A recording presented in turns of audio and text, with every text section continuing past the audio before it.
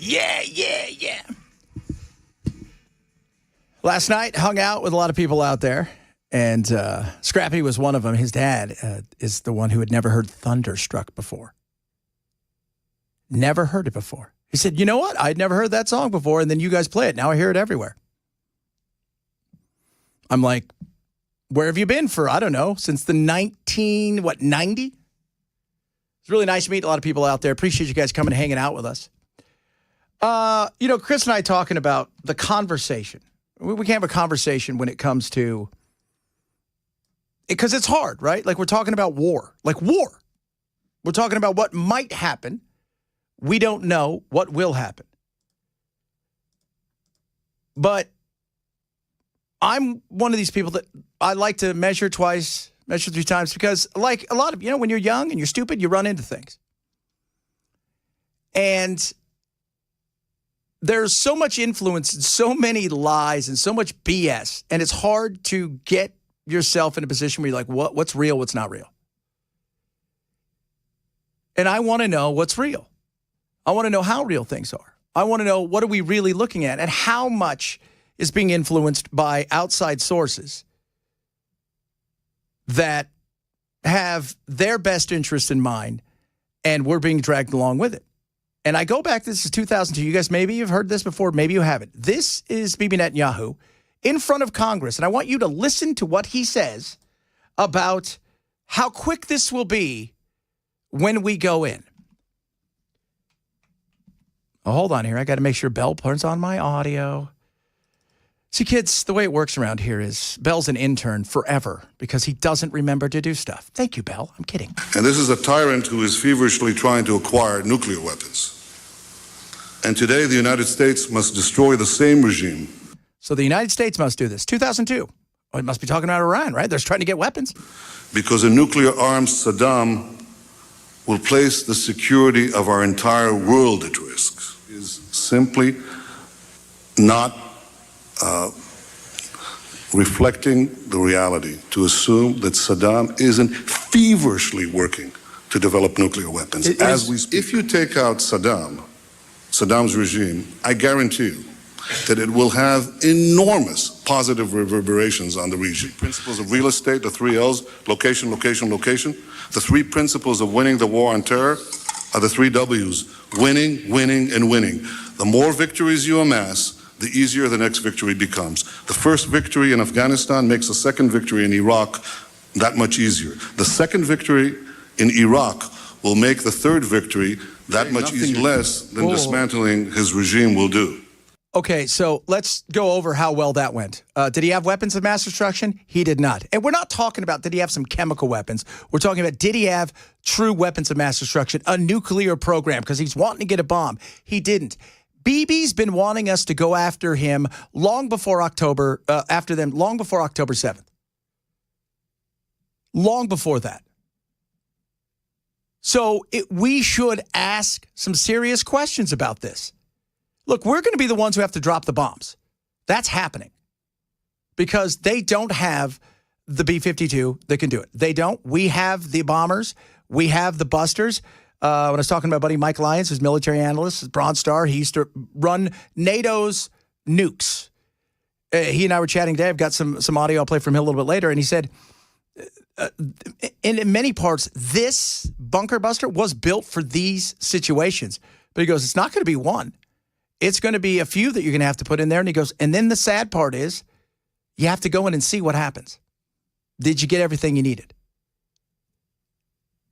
So it's not about whether or not that the regime is good, bad, or indifferent. We know who they are. But those aren't the Iranian people. And the Iranian people is a mixture of a whole bunch of people. While it's small, do you know the fastest growing place in the world for Christianity is Iran? Which is weird because you think you'd get killed, but they've got bigger fish to fry. This is a situation where we just need to not be Charlie Brown. And I was talking to my buddy Mike Lyons. I said, Mike, let me ask you a question. I said, if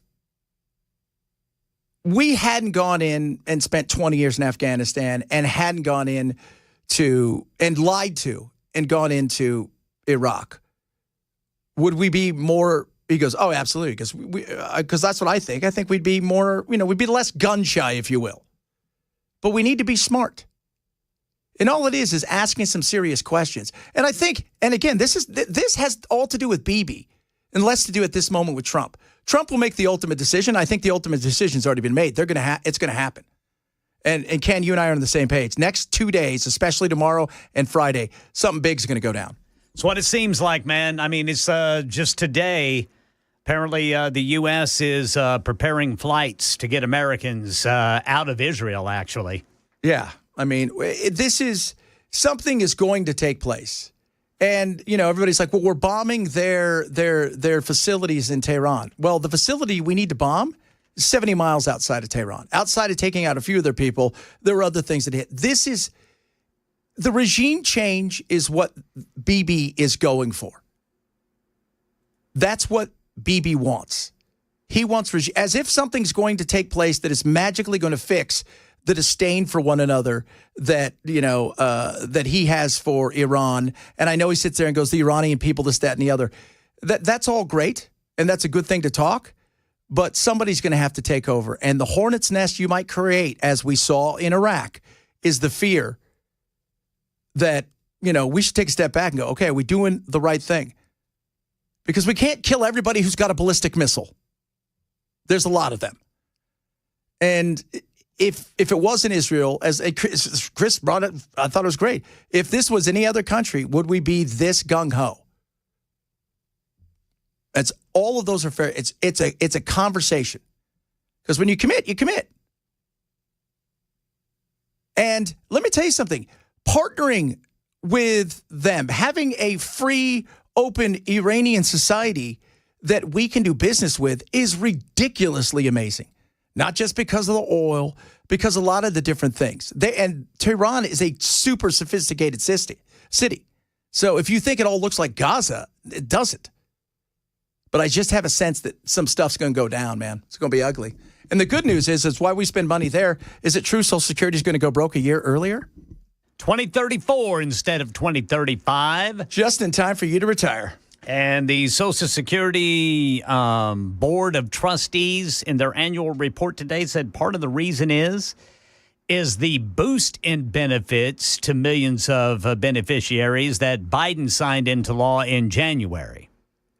They're going to have to, what is retirement age now? Is it 68, 65? 67. So they're going to have to push it out to 70. Well, and what they're going to do is so as of right now, if things don't change, then starting in 2034, benefits will have to be cut by 20%.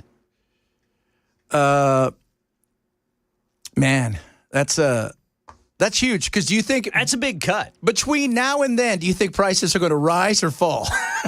Yeah. So you take 20% off of something that you're probably not surviving off of fully, and rise, even if it just goes up 2% a year, inflation. Right. And is 15 or 20% bigger than it would be now in your living expenses. That's a tough thing, right? That's like a 35, 40% drop. We got this, right?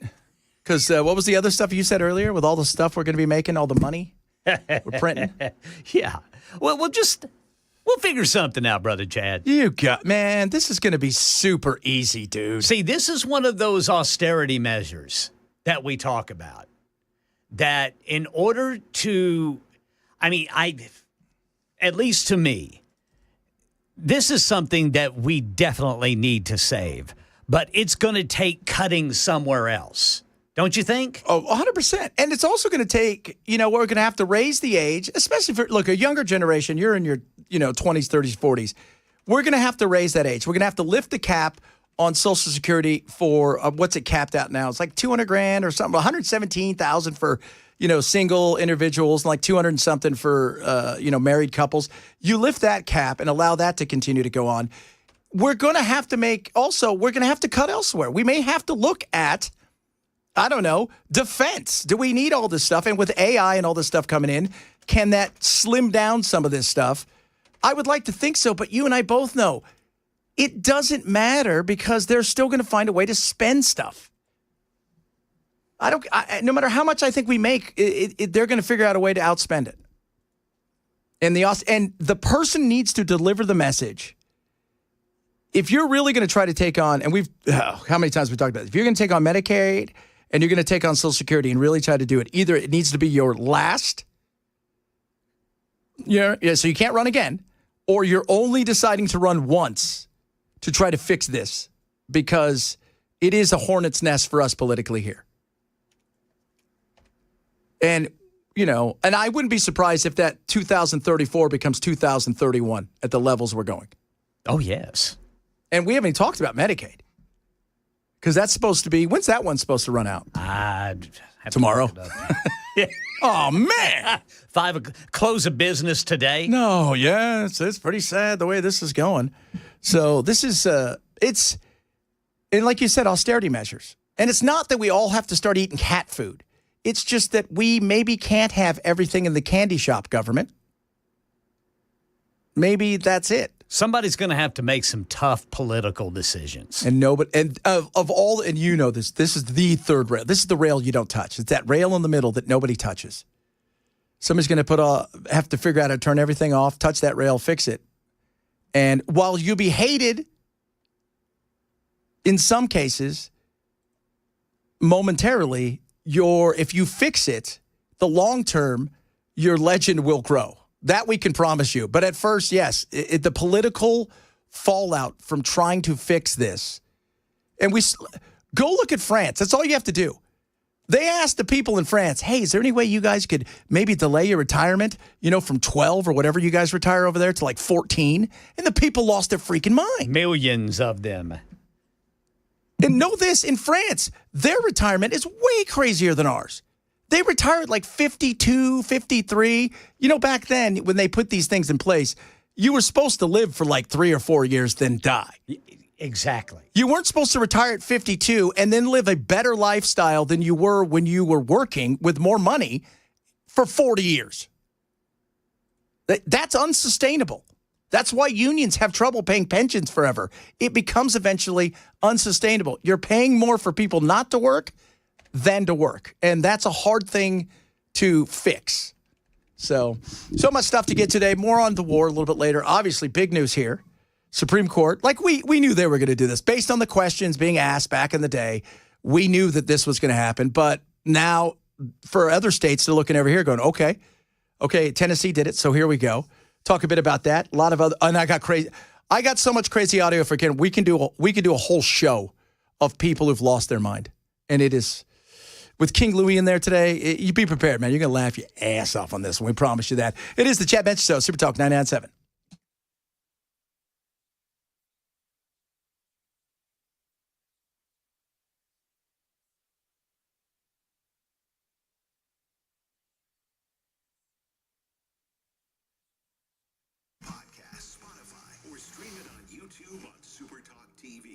Rough Greens, RUFFgreens.com. Vitamins, minerals, probiotics, omega-3, 6, 9, all this incredible stuff packed into an amazing supplement that you give your dog. And if you're like me and you love your dog, you want your dog to be healthy. You want your dog to be happy. That's what this delivers all the time, is the best stuff in a powdered supplement form that your dog's going to absolutely love. They'll love the taste, but you're going to love what it does for them.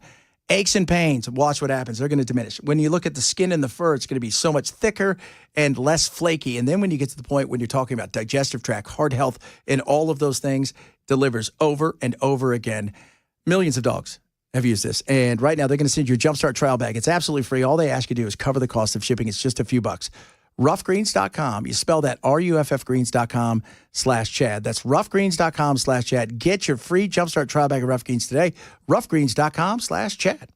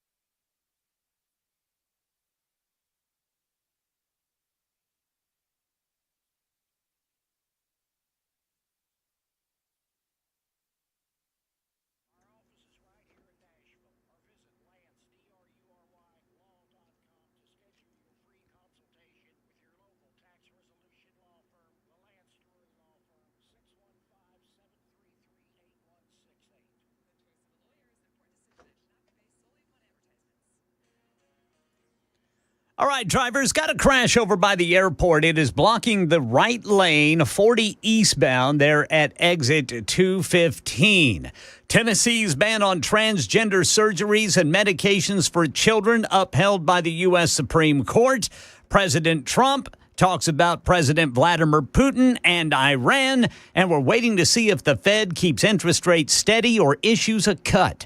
And a second major company in 2 days deciding to stop dyeing its food. All these and more at 12:30 on Super Talk 99.7 WTN. The Tennessee legislature here acted in the Tennessee legislature's view and in the views that they expressed at oral argument and in their briefing, based on a perspective held by the legislature of the state of Tennessee that the science is unclear with respect to these treatments, that the possible side effects and long-term consequences of these treatments is in some instances, in Tennessee's view, not reversible and potentially harmful, and that individual children and their doctors, along with their parents, are not qualified to make those decisions at the ages that these decisions were being made. Don't have a problem. If you are 8 years old and you think you're a girl and you believe in your whole heart that you're a girl, then when you're 18 years old, 19-year-old, and that's you will still believe that, then you go do your thing. I don't think that's a hard thing to, that's not a hard thing to wrap your head around. I can't give my kids steroids. Well, this has been proven. No, it's been proven. Look, abuse of any kind of stuff is insane. But they figured out how to do a lot of these things very naturally now to make. But I couldn't give Jack that, right? Beef him up, my son, 15. So when he was playing hockey, could have just absolutely just destroyed guys. Well, it's different, Chad. Well, that was his identity. He thought it was. He was really good at that. He was good at smashing guys. He wasn't good at, the skating and stuff, which is kind of not a good thing if you're a hockey player. But I have zero problems with this.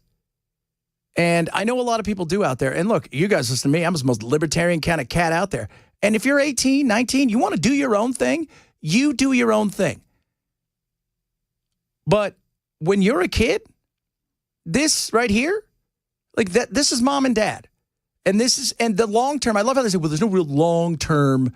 We're not quite sure because of, well, what long term do we have? Because this is just a very recent insane thing that has taken place. Based not on science, but based in what? In activism. And I mean, it's crazy. It is. It's insane that we have to have these conversations where you have young men and women, in particular, cutting off especially young women, cutting off their breast, which is, if you cut off your arm, you go to your doctor. And by the way, this is a mental issue where people believe they are amputees. And they will do things like pack their arms and legs in dry ice to give themselves essentially frostbite and kill their arm and leg, so they have to have it removed.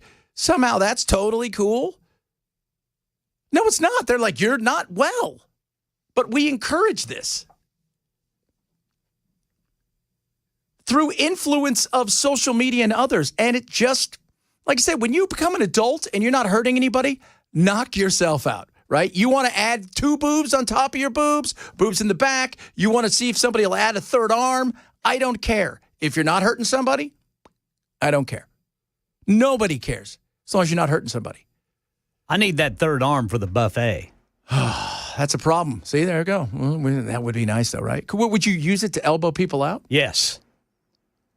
Oh, that'd be... I'd stroll right up to the hot chicken tray and take every bit of it. Like at the Sizzler. And nobody would stop me. When you go to the Sizzler and they're like, would you like the salad bar? Is that the one with chicken? Like the hot wings and the tacos and the spaghetti? That's the salad bar? Yeah, those are toppings. That's a taco topping. Oh, and a Diet Coke. Please. Of course. And let's not forget, you can also then go over and get all of the ice cream out of the soft ice cream serve you want. Because we're living good in this country, people. Yes, we sir. are. So I know Matt today has on, it seems, the entire crew of people. Scrimetti's going to be on, and Jack Johnson. Yeah, Jack Johnson sponsored the bill. Not the singer. In the Senate. And he's on at 3:35, and then Attorney General Jonathan Skrmetti, 4:05. So it's going to be quite a day. So this will be interesting to see. You could tell by the way and you've done this long enough, Ken. The way they ask the questions kind of leads to where things are going. Sure. And the way they were asking the questions was pretty simple, that this was going to get through, and it was a 6-3 thing, and that shouldn't have been a shocker. These are the cultural issues in a lot of cases that everybody screams and whines about. The 99% of the other cases, and Bell sent me something the other day from Reason, where what I mean, like 95, 96% of these cases are like 9081. They are. So this shouldn't have been a shocker for a lot of people, though. Coming up, we got some crazy audio, a bunch of other stuff to get today, a lot of good stuff to get today. We'll have more on this. It's a crazy Wednesday. I hear there may be, I don't know, war or something, and we'll see. And the Fed, they're going to announce something soon. Wonder what that could be. I'll tell you what it's going to be. Whatever it is, it won't be enough for Trump. I've dropped rates down to 1. Do that now. We'll refinance our debt. Then you could take it back up. 0.5%. It's the Chad Benson Show, Super Talk 99.7.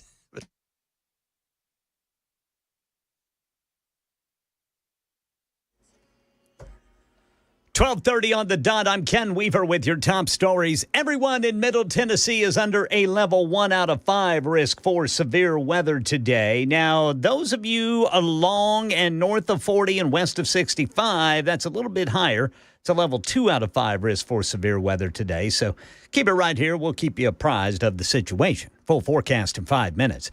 Tennessee's ban on transgender surgeries and medications for children has been upheld by the U.S. Supreme Court in a 6-3 decision, with Chief Justice John Roberts saying the issue is best left to lawmakers, not judges, to settle.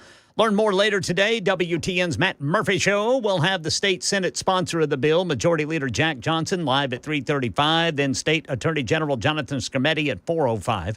Still no indication as to whether the U.S. will wade into the conflict between Israel and Iran. At an event at the White House today, President Trump said he talked to Russia President Vladimir Putin and seemed to signal Trump's no longer supportive of the idea that Russia could mediate this deal. I spoke to him yesterday, and I said, he actually offered to help mediate. I said, do me a favor. Mediate your own. Let's mediate Russia first, okay? I said, Vladimir, let's mediate Russia first. You can worry about this later. Unclear on how long that call was or any additional topics discussed. We're waiting to see if the Fed keeps interest rates steady or issues a cut. Chairman Jerome Powell and the Fed have said that while inflation is better than it was, it's still not at a 2% target for further cuts. And a second major company in 2 days deciding to stop dyeing its food. Your Cinnamon Toast Crunch may look a bit different soon. General Mills is going to start making its cereals, in fact, all of its products, without dyes within 2 years. The decision comes a day after Heinz declared no more food coloring. And it comes 2 months after Health Secretary Robert F. Kennedy Jr. called on companies to commit to making food without dyes. He says they contribute to chronic illness. Studies have linked dyes to behavioral changes in children and to cancer in animals. Wayne Cabot, ABC News. That's the latest news. Weather's next. I'm Ken Weaver, WTN News.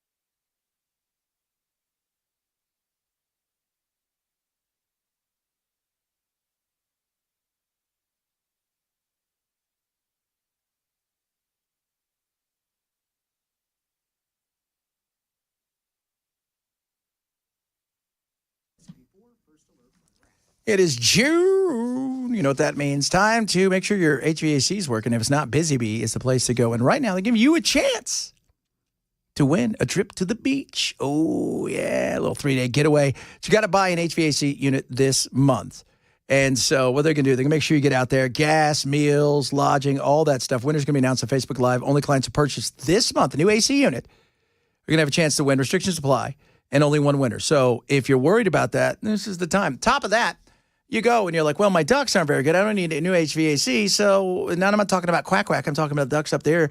So you buy the mid-tier one, they're going to give you the deluxe right there, just a bonus. They've also got a 2-for-1 going on with their Beehive account, which is like the coolest thing ever. So you spend $98, you get this year and next year. That's a win. And remember, being in the club is cool. Great deals on video cameras, tankless water heaters, you name it, they've got it. BusyB's the best, and I swear by them. And I tell everybody, if you've got any issues, whether it's plumbing or heating and air, BusyB delivers time and time again. Call them today, 775-7833, 775-7833. Check them out online at busybhvac.com.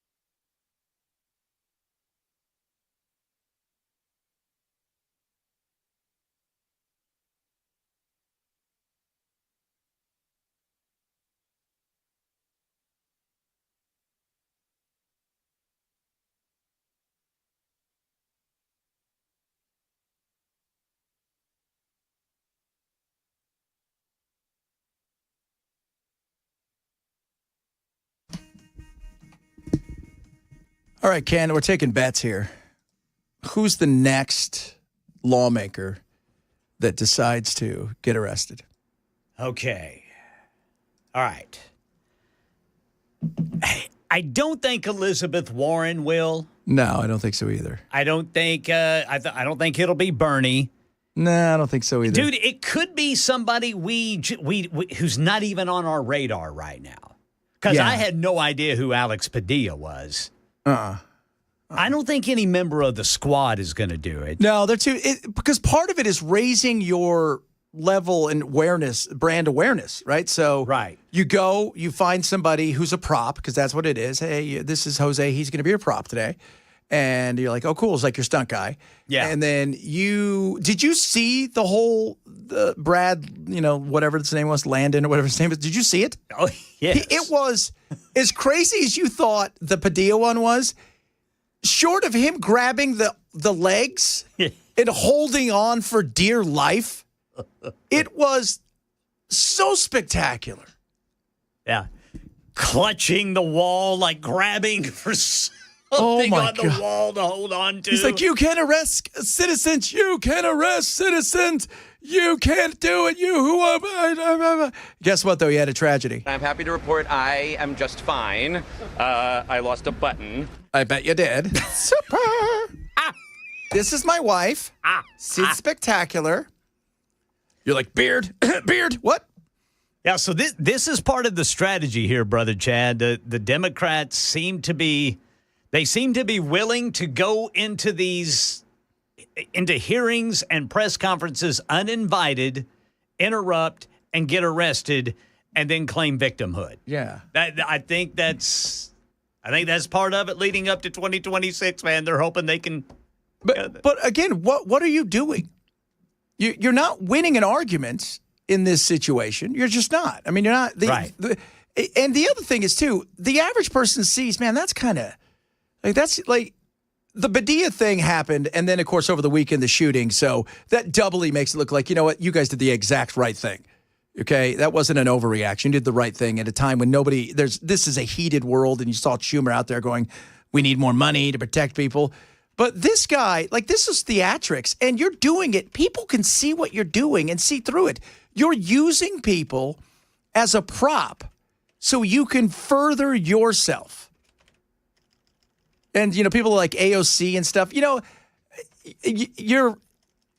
we're right. It's got to be somebody who is in the periphery but wants to be part of the squad or wants to be part of the conversation. It can't be somebody who's already on TV because that doesn't really do them any good. Right. And people expect that from them. Fetterman, never. No, Fetterman, no, he's out on that.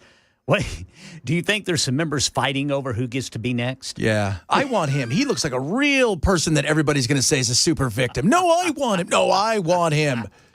It's going to be Jerry Nadler. Hands off me. Oh, my Lord. And it's the opposite, right? Like, because if you ask the Republicans if they could go capture somebody who was here illegally and carry them in, they would do that. Look at me doing my bit for America. Oh, my. Did you hear the Tucker stuff? I'm sure you heard some of it, right? No, man. Okay. So this is Tucker's look, I've had Tucker on my national show a few times. He's always been a cool dude. Nice to me. The reality is he's got a part to play. And I like the fact that he's a contrarian and he does his own thing. But this is him and Ted Cruz. And I'm telling you what, there's a time when you're like, this is a little uncomfortable. How many people live in Iran, by the way? I don't know the population. At all? No, I don't know the population. You don't know the population of the country you seek to topple? How many people live in Iran? 92 million. Okay. Yeah. How could you not know that? I don't sit around memorizing population tables. Well, it's kind of relevant because you're calling for the overthrow of the government. Why is it relevant whether it's 90 million or 80 million or 100 million? Why is that relevant? Because if you don't know anything about the country... I didn't say I don't know anything about Okay, what's the ethnic mix of Iran? They are Persians and predominantly Shia. Okay, it's not even... You don't know anything about Iran. So okay, I am not the Tucker Carlson expert on Iran. You're a senator who's calling for the overthrow of the government. You're the one who don't know anything about the country. No, you don't know anything about the country. You're the one who claims they're not trying to murder Donald Trump. You're the one who can't figure out if it was a good idea to kill General Soleimani, and you said it was bad. You don't believe they're trying to murder Trump. Yes, I do. Because you're not calling for military strikes against them in retaliation. And if you really believe that... We're carrying out military strikes today. You said Israel was. Right, with our help. I said we. Israel is leading them, but we're supporting them. Well, you're breaking news here because the U.S. government last night denied, the National Security Council spokesman Alex Pfeiffer denied on behalf of Trump that we were acting on Israel's behalf in any offensive capacity. No, we're not bombing them. Israel's bombing them. You just said we were. We are supporting Israel. High stakes. You're a senator. If you're saying the United States government is at war with Iran right now, people are listening. Okay. Yeah, it got more than heated on a few occasions, and Tucker's right. Tucker smugs and he laughs, and there is, let's be real, much like Ted Cruz, even though the beard softened him a little bit, you kind of sometimes want to punch him in the face, even though you might be like me, like, man, you feel like a weasel. Tucker kind of has that schoolboy kind of attitude, you know what I mean, where it's like he feels like he's one of those private school preppy kids that, comes and ruins all the fun kids' time. He comes across that way at times, but he's right. And I've heard the we a lot of times. Senator Lankford today said this, which I go back to this. I hear a we in a lot of this stuff. So speaking of the supreme leader, the president posted on his Truth Social platform that America knows where he is, that we could, it implied, assassinate him, but we will not for the moment. Do you think the United States should assassinate the supreme leader if they can? The assassination of any individual, any foreign dignitary or leader on this, but we most certainly need to have regime change in Iran. This is the same regime that's threatened America and Americans. This is the same regime that oppresses their own people, that they use the money that they get from oil money to be able to put towards terrorism, to be able to kill us and our allies. They chant death to America in the streets. We definitely need a new regime there, but that's not necessarily saying that we need to be able to assassinate the Ayatollah as well. But we definitely need to have new leadership there. Why do we need new leadership? Well, because they're not nice to us. A lot of places aren't nice to us.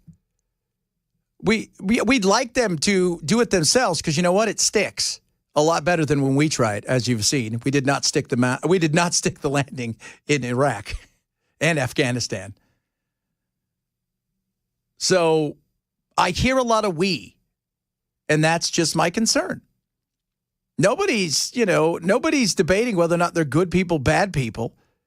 But I do think it's a fair question that why does it feel like we are, trying to replace? What was Colin Powell's old thing that he used to say? He said, with Iraq, we broke it, so we had to fix it. You own it. You broke it, you bought it. I feel it's the same thing here. Do we just hand this? Israel is not going to occupy Iran. Good luck with that one.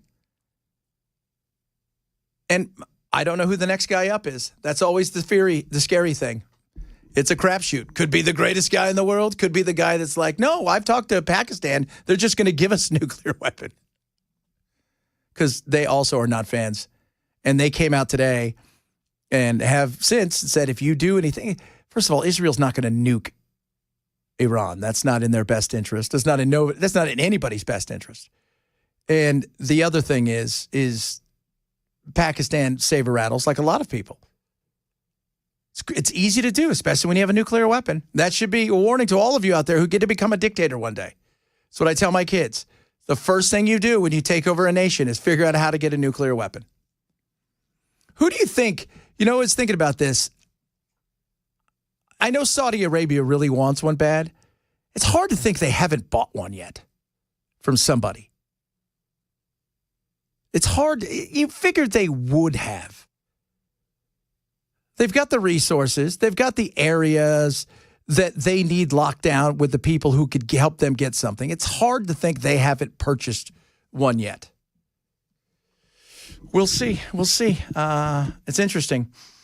Several of you chimed in about the Social Security. And I know, a lot of people say, well, that's our money. We contribute to Social Security. And yes, it is. But here's the thing. I give, everybody, we give a certain amount of money into Social Security. But because we're living longer now, it works out to be for every dollar we put into, Social Security and Medicare and all that kind of stuff, we essentially take $4 away from it. Hence the reason why we're having so many issues.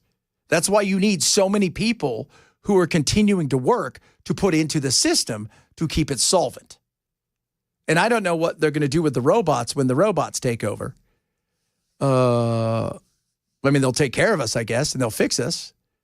But just so they can probably suck our blood, whatever robots are going to do.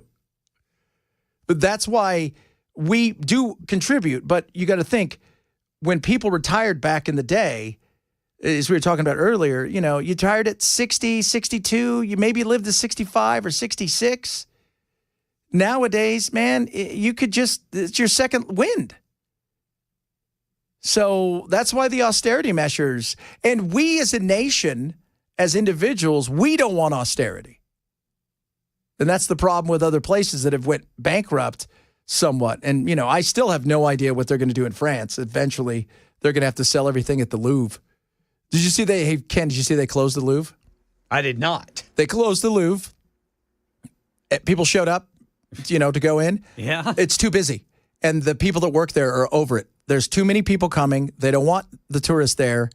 They're doing the same thing now in Barcelona. Okay, that's what I saw. They are following around people in Barcelona, blowing kazoos. They don't want them there. They don't want tourists. And they're squirting them with squirt guns.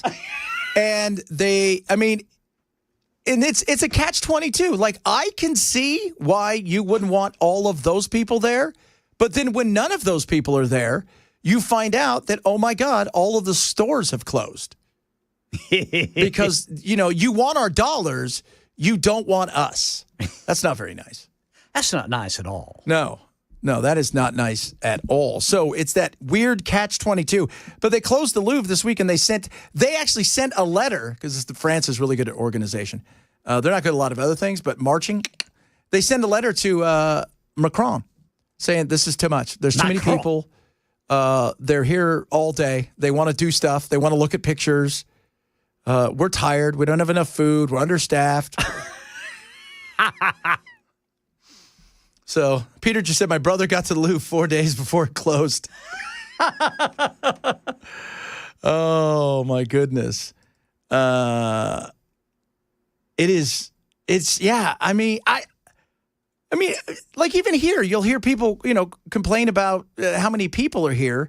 It's that weird thing, though. Everybody likes the tourism bucks, but they don't want the tourists. Right. Don't want to run the elbows with people. No. I mean, when I was a kid growing up, I loved going to Disneyland, when I didn't want the tourists, but I also understood that's why it's here. And if it was just me, well, guess what? Probably wouldn't have stayed open very long. Oh, boy. Oh, coming up, crazy audio for my man, Ken. Yes, sir. And I'm going to ask Ken a serious question about last night. If you guys miss any of the show, we always say, shame on you, grab the podcast. It is the Chad Benson Show, Super Talk 99.7.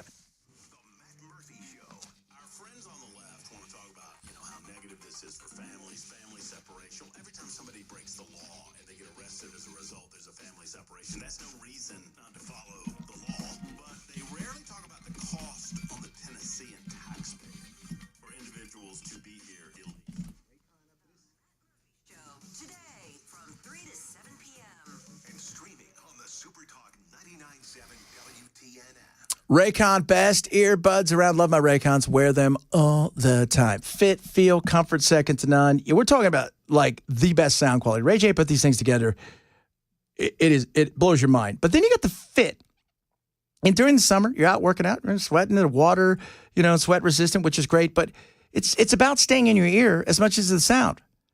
And then you start throwing in, well, they got great colors to choose from. Okay, cool. Fast charging, which is my favorite thing. For every 10 minutes to charge, you get 90 minutes of listening power, which is awesome. And then you start rolling out all the other things, multi-connectivity, 8 hours talk time, 32 hours of battery life.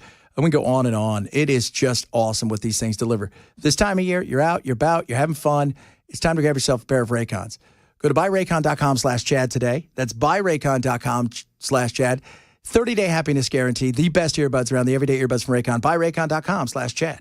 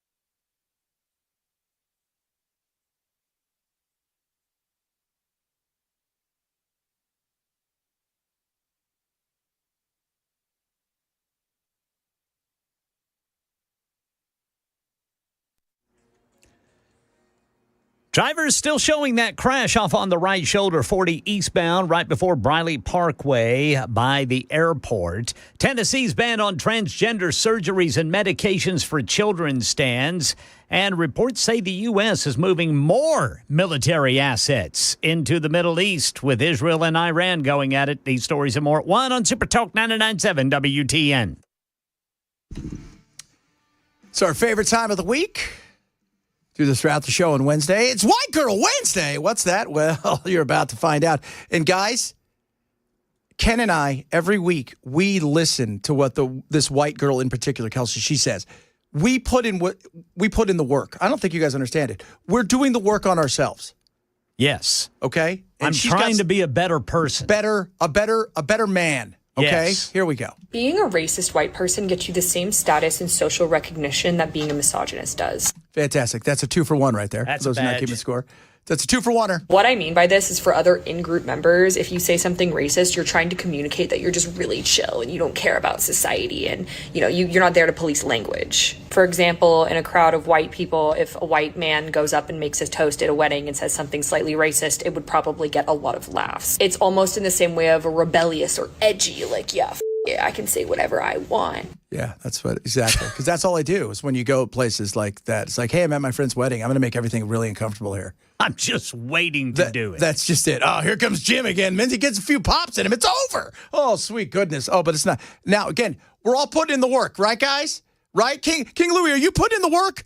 Because you're not putting in the work, man. You put in the work? Man, that work getting put in. All right, he's putting in the work. He's putting it all in right now. Can't stop. That's how much work we're putting in. You're lucky we're here. It's the same way how bragging about how many women you've slept with or calling women or whatever gets you some sort of clout among men. In a lot of circles, the worse you talk about women, the more highly ranked in that circle you are. You're more likely to be seen as some sort of alpha male or whatever archetype. So it's literally a symbol of status and social recognition to be able to say those things. That's why I think it's so important for content like this to disrupt those social orders, because those types of people don't even realize how normalized those comments are on a day-to-day basis until they're being challenged. So I put in the work. And I know this, and I've talked to my wife about this. I have never, ever met a woman who's ever talked bad about a man or been catty to one another.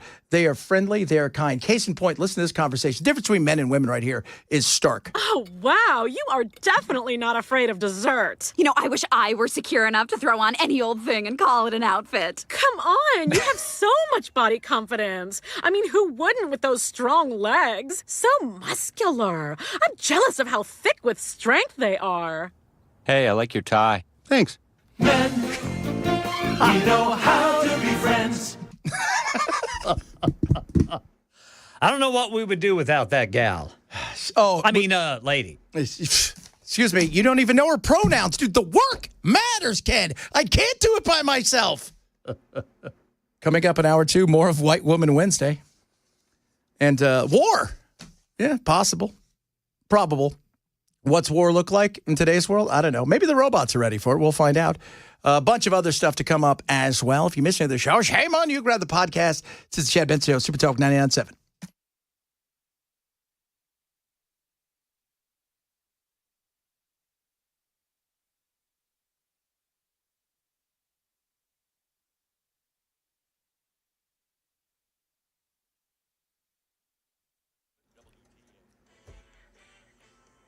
One o'clock on the dot. I'm Ken Weaver with your top stories. Everyone in Middle Tennessee, you're under that level 1 out of 5 risk for severe weather today. And then everyone that is along and north of 40 and west of 65, you are under a level 2 out of 5 risk. We'll keep you apprised. Got the full forecast in 5 minutes. Tennessee's ban on transgender surgeries and medications for children stands. The U.S. Supreme Court upheld it 6-3, with Chief Justice John Roberts saying the issue's up to lawmakers, not judges. The 3 liberal justices dissented, with Justice Sonia Sotomayor writing the court has authorized what she calls untold harm to transgender children. State Senator Jack Johnson carried this bill, stating the case for it based on a number of people who go through the process as kids, only to regret it years later into adulthood. Because these medications, these surgeries, they can inhibit your ability to bear children. Imagine making a decision when you're 16 or 17, and then you get to be 25, and you realize you made a horrible mistake, and you want to get married, you want to have a family, and these procedures or these medications rendered you infertile. How horrific would that be? Learn more when Senator Johnson joins WTN's Matt Murphy Show live today at 3:35, and we'll have State Attorney General Jonathan Skrmetti on at 4:05. Israel-Iran conflict. Reports say the U.S. moving more military assets into the region. Its newest supercarrier, USS Gerald Ford, to the Mediterranean. U.S. ambassador to Israel also says evacuation flights are being organized to get Americans out of Israel. We're waiting to see if the Fed keeps interest rates steady or issues a cut. And President Trump at the White House event today took a shot at Chairman Jerome Powell. We have a stupid person, frankly, at the Fed. He probably won't cut today. Europe had 10 cuts. Powell and the Fed have said that while inflation's better than it was a few years ago, it's still not at a 2% target for further cuts. Social Security's insolvency date is now a year earlier, 2034, 1 year sooner than previously forecast. It's when the federal retirement program will be required to cut monthly benefits by about 20%, according to the new projection by the Social Security Board of Trustees annual report out today.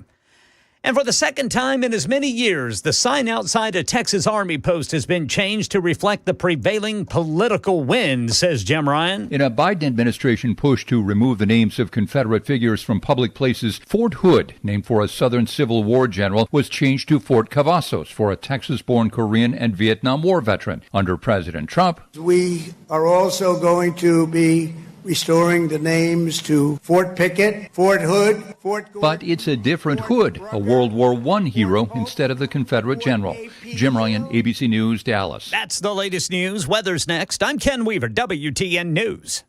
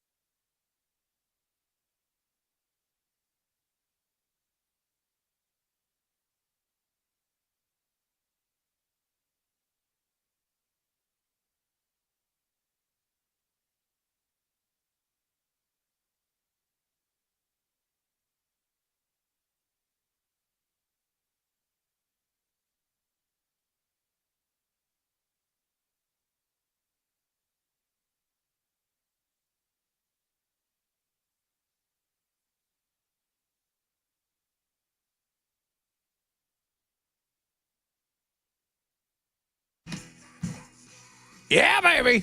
Yeah. Speaking of Thunderstruck, Ken, I have a bone to pick with you. You're still there? Ken walk away from me. He might have walked away. Comes back. Because I tell you what, when I left yesterday, and I wanted to say, everybody came out yesterday. Turd Ferguson, I saw you out there. Right? Lindsay and everybody, thank you guys so much. Because you guys give me crap a lot, and I'm cool with that. I like it. take it or give it. We were talking last night. We broke bread and we chatted about a lot of good things. And if you guys didn't come, I understand, because apparently we decided we were going to flood out parts of Middle Tennessee, in particular on parts of freeways.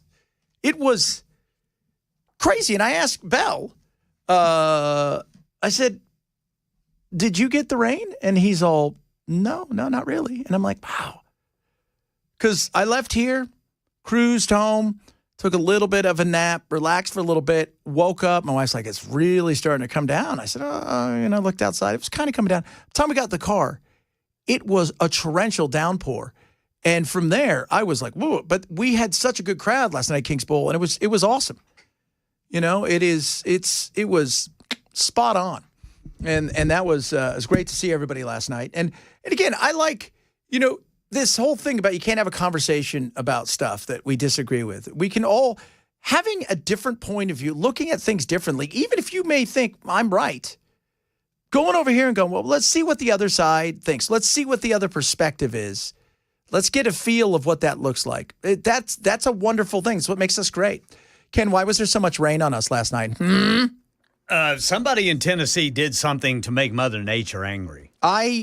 I was telling, that's like the top 5 rain that I have been in just as a downpour rain. Might have been too many hillbillies dancing around the fire the other night. Well, they need to stop that right now. I don't know what kind of, voodoo they're doing, but that's enough. Taking their shirts off. It was so bad. And I was so when I got there, my wife parked, we were like maybe 15 yards. Yeah. Like not even an extra point away from me getting in the door. I was drenched. Yeah. And it was crazy. So what do we have today? Because, weather's important because that will affect us today. We've got more. We've got a chance for more of the same.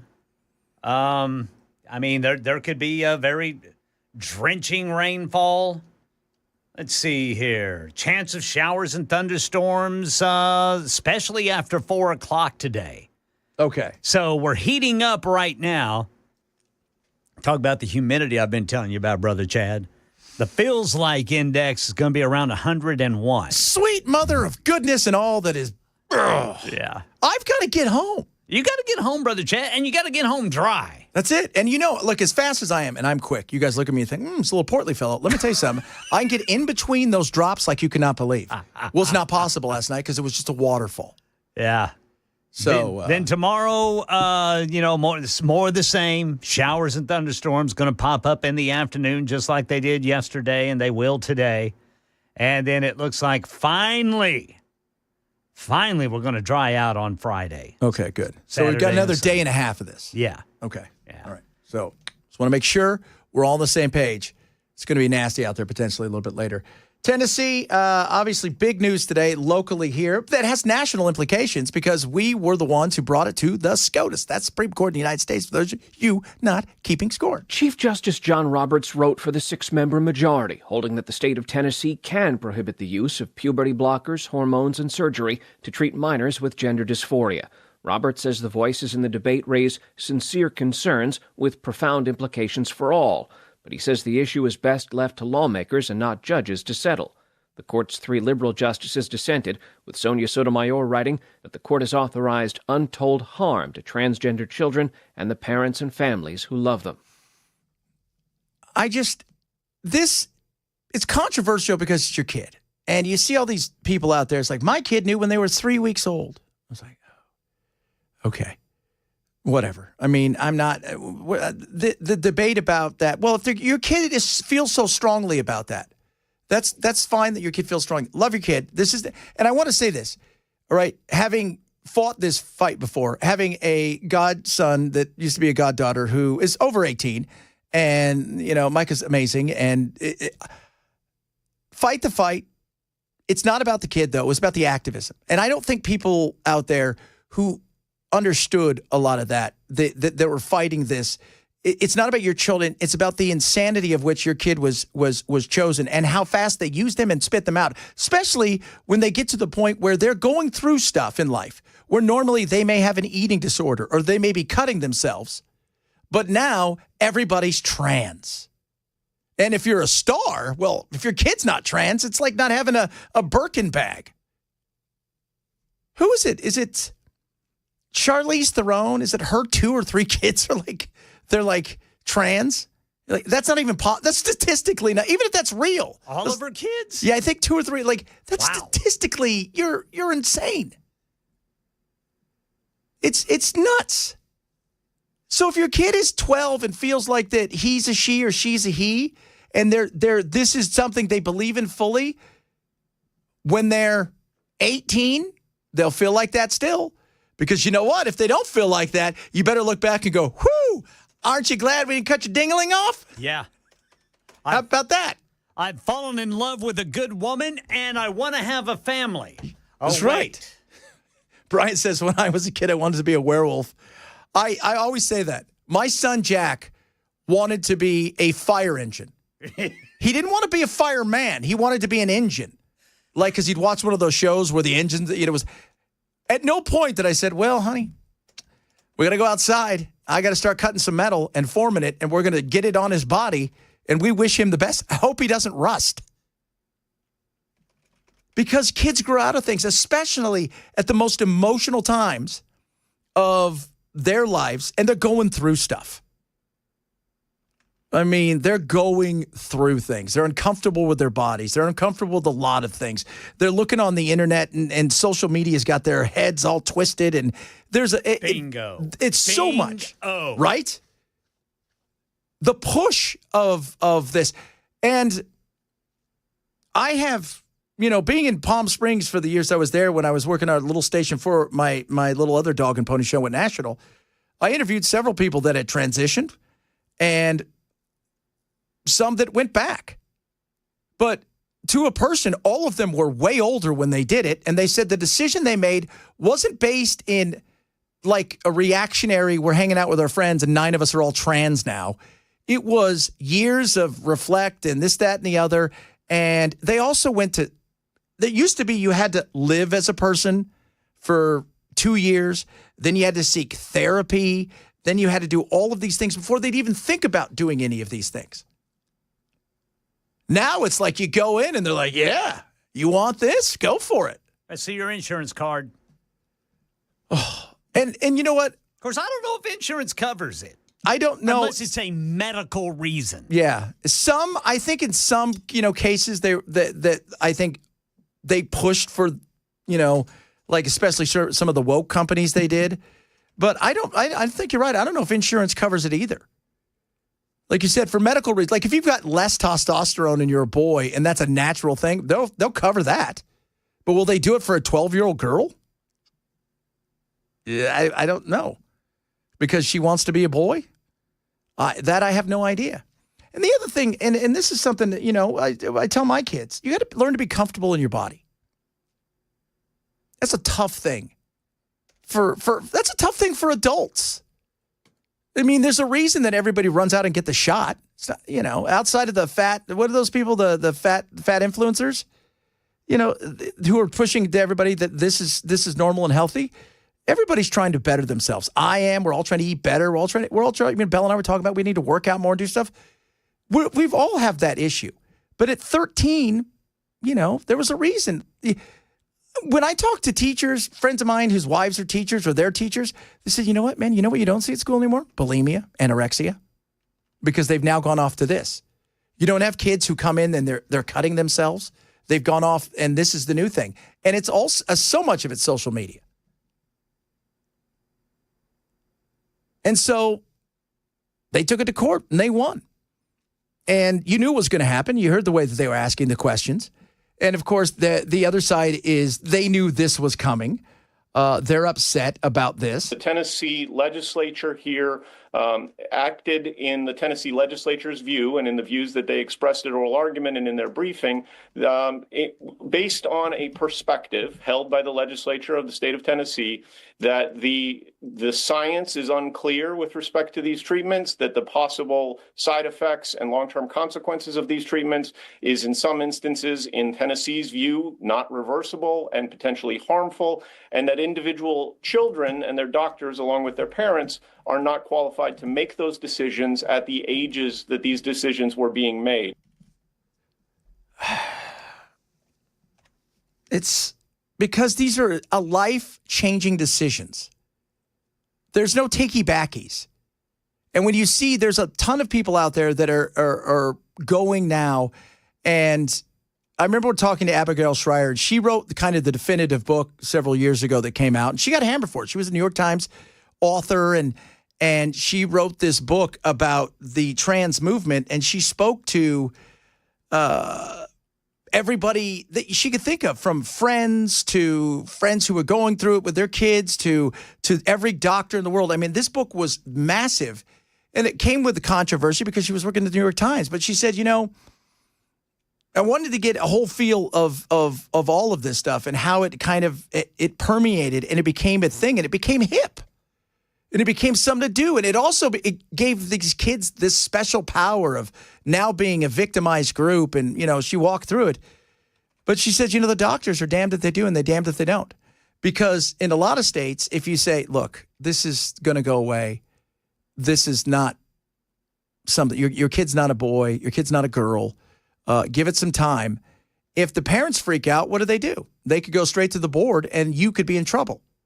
But they also recognize at some point in time, this is probably going to come back and bite them in the butt, because they're going to be handing this stuff out. And then when they get older and they're upset over the fact that they've had a double mastectomy or they've had, all of these shots and stuff, they're going to come back and go, you should have been the adult that told me no, doctor.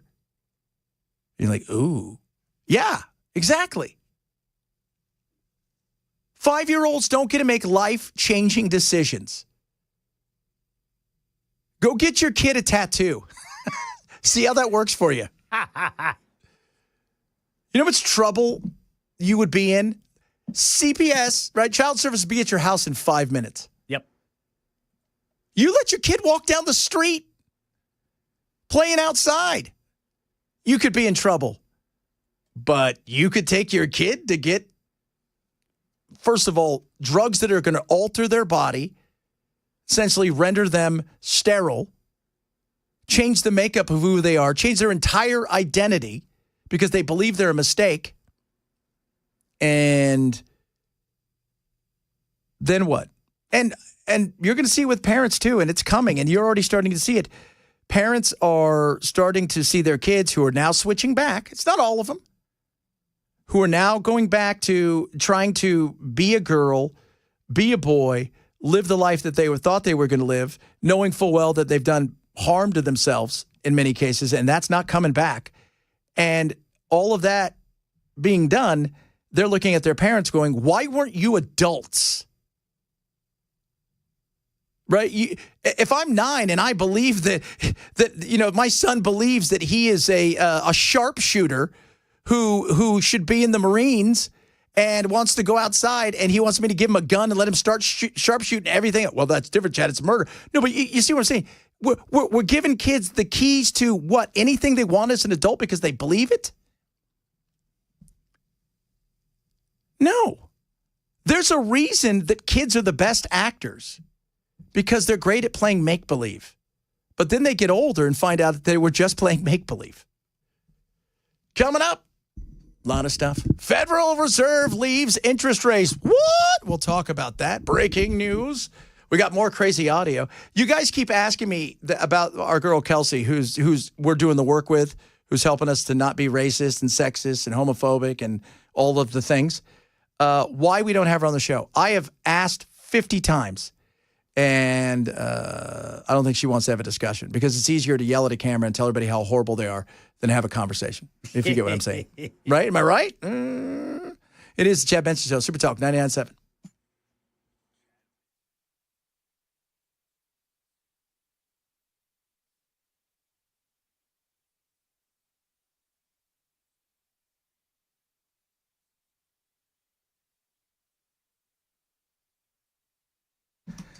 All right, kids, Rough Greens, RUFFgreens.com. Vitamins, minerals. right, inside of there, right? Omega-3, 6, 9, all this great living enzyme stuff. This stuff's awesome. It's great for your dog. Dog's going to love it. My dogs are older now. I mean, they're still young, but they're older. But I remember puppies, they just gobbled it up. And now they wait for us to put it on top of their food. It's a supplement. But our older dog, man, I tell you what, it is crazy how many more years we got out of our older dog. It was like a whole new engine in his life with this one scoop a day onto his food. It's awesome. I want you to try it. It's a Jumpstart trial bag. You don't have to change anything with your dog's food. That's the other beautiful thing. They don't go, okay, now you got to cook them special food. Nope. Give them what you're giving them. Put this on top. Watch what happens. ruffgreens.com/Chad. Get a free Jumpstart trial bag. It's a $20 value. You get it for free. ruffgreens.com/Chad. ruffgreens.com/Chad.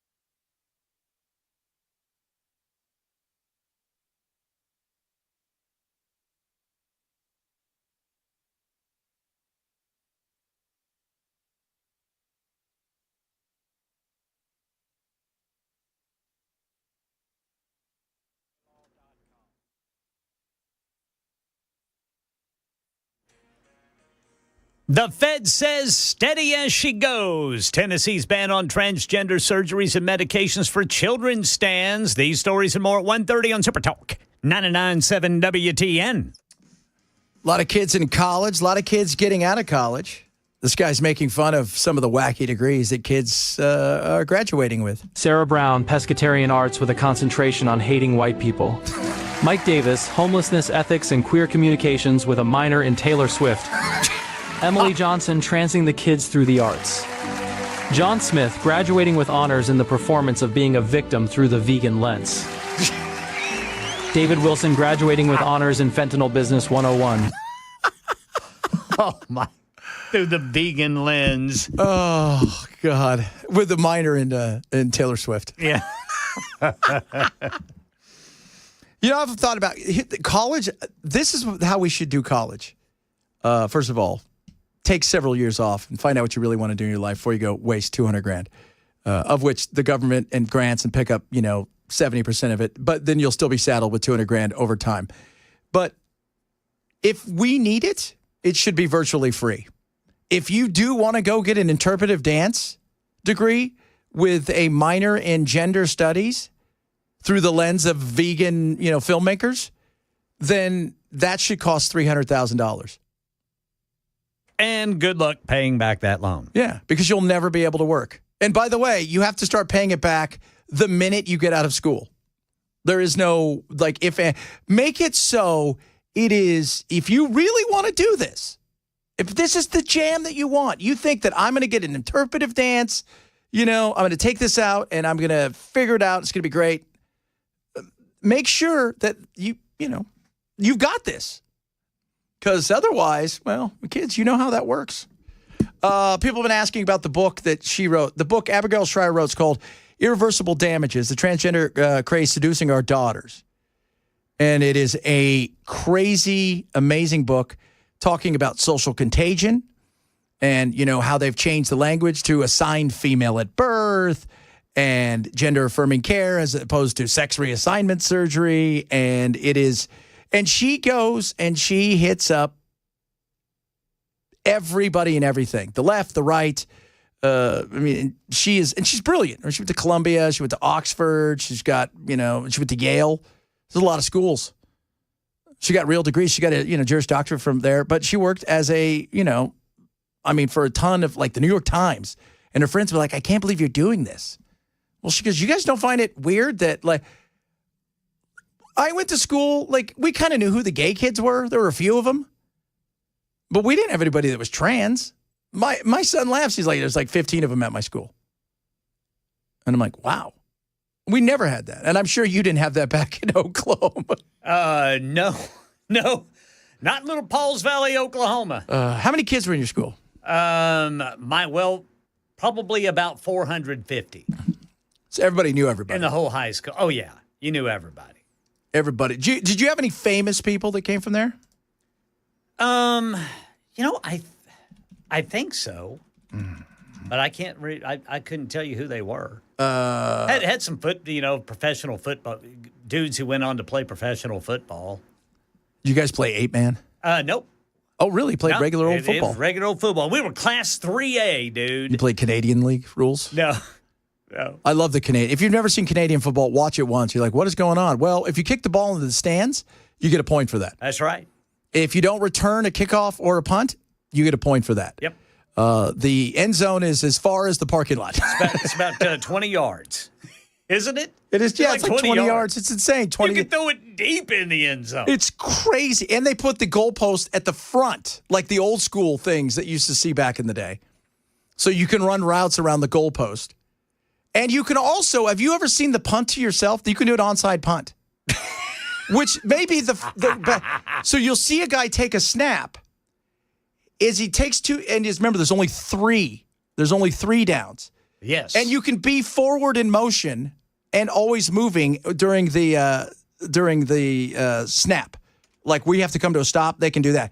But the quarterback will take a step back, and then when he sees people moving, he kicks the ball 2 feet ahead of the line of scrimmage, and he jumps on it, and that's an onside punt. Yeah. And then they get another set of downs. They make it up as they go.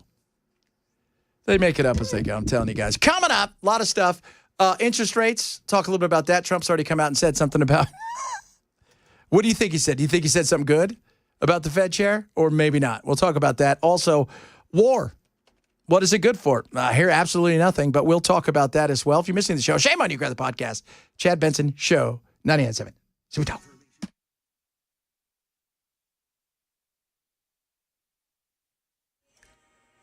I'm Ken Weaver with your top stories. Again, everyone in Middle Tennessee is under a level 1 out of 5 risk for severe weather tonight. And if you are along and north of I-40 and west of 65, you are under a level 2 out of 5 risk for severe weather. It looks like there could be a chance for it anytime between 6 o'clock this evening and early tomorrow morning. Full forecast coming up in 5 minutes.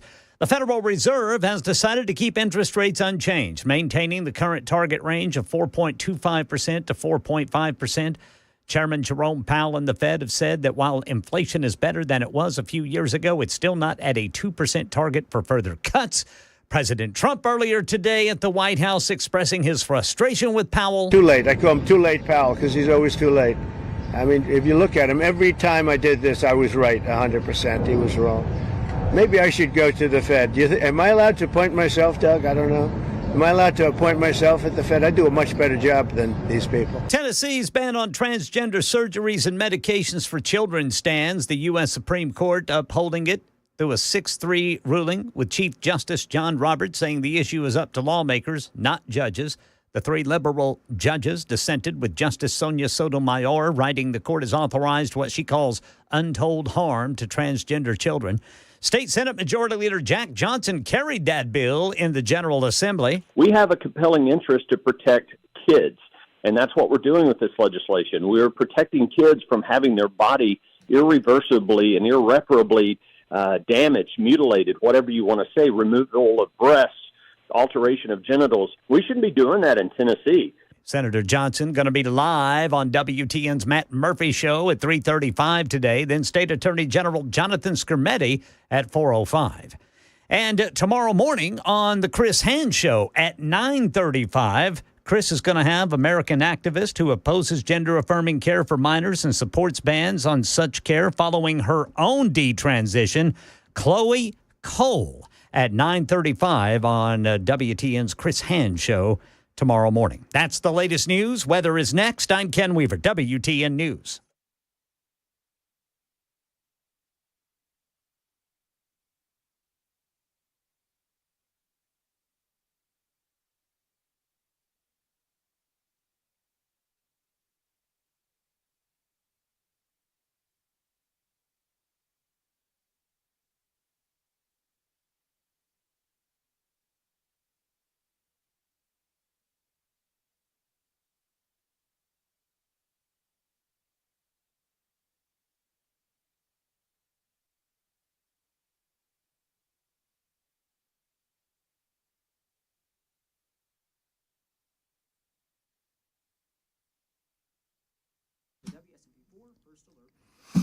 Contours. I want you to go over to see my buddy Keith and the whole staff over there. If you maybe thinking to yourself, like, I'm working out, I'm eating better, but I can't get rid of this, right? The pinch an inch. But your inch is like 3 or 4 inches, and it's, Contours is going to get you there. Oh, it's awesome. Guys, gals, this is for you.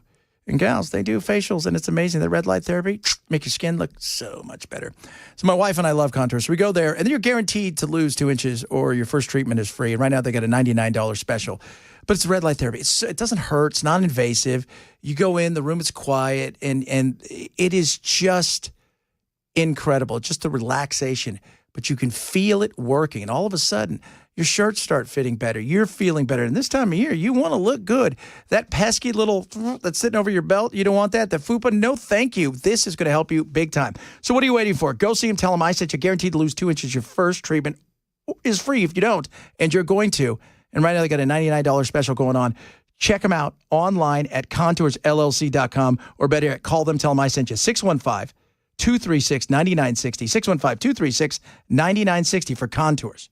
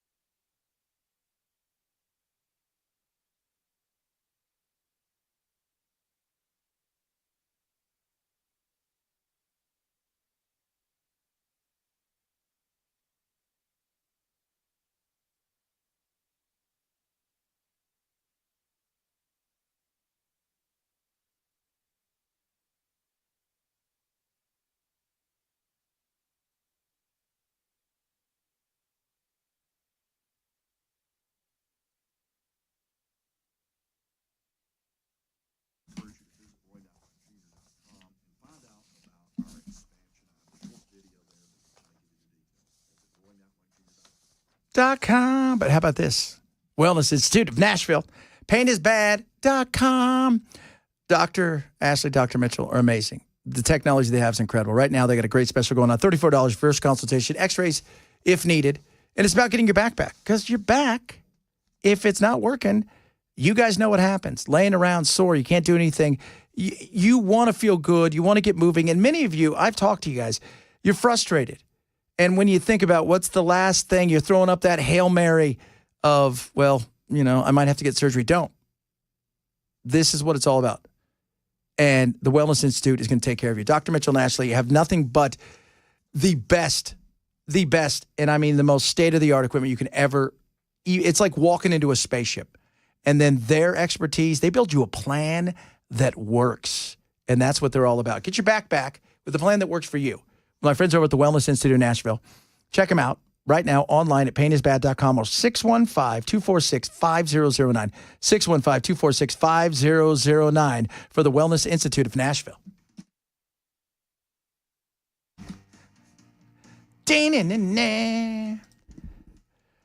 Trump. I love how Trump is all... This guy over here is an idiot. The Fed. I should appoint myself. Make me the Fed. The greatest Fed ever. I never get it wrong. It's got to be pretty awesome to never get it wrong. That's so they're not doing anything with, if you guys haven't heard, with the interest rates. It's a wait and see. And right now, with who knows what happening, look, can I understand some of that stuff? Of course. Do I think that eventually the rates will come down? Yes. I think they want to get through what has been some issues, obviously, with tariffs on, tariffs off, tariffs maybe, tariffs no, tariffs yes. Now we've got some other issues going on. I think I understand why we did it. And the fear of, because let's be real, if you're him, you don't have the bully pulpit like Trump does. So if you lower rates and inflation comes back, Trump blames it on him, and it's his fault. And him holding rates up here, if things aren't moving the way they want, Trump blames it on him. So it's for him. But I understand what Trump wants too. And first of all, you do realize when Trump was president the first time, he wanted to refinance all of our debt, and everybody's like, "That's a stupid idea." He's like, yeah, but they're giving us a credit card with like 3% interest rate, and you guys want to pay, retail. Well, we're in this situation now where we've got some issues.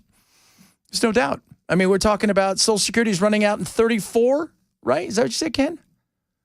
What's that? The Social Security 34, they moved it up a year? Yeah, 2034 instead of 2035. 2034 is when they will have to start, and unless something's done, they'll have to start slashing the amount you get each month by 20%. I bet you nobody wants that. And we've talked about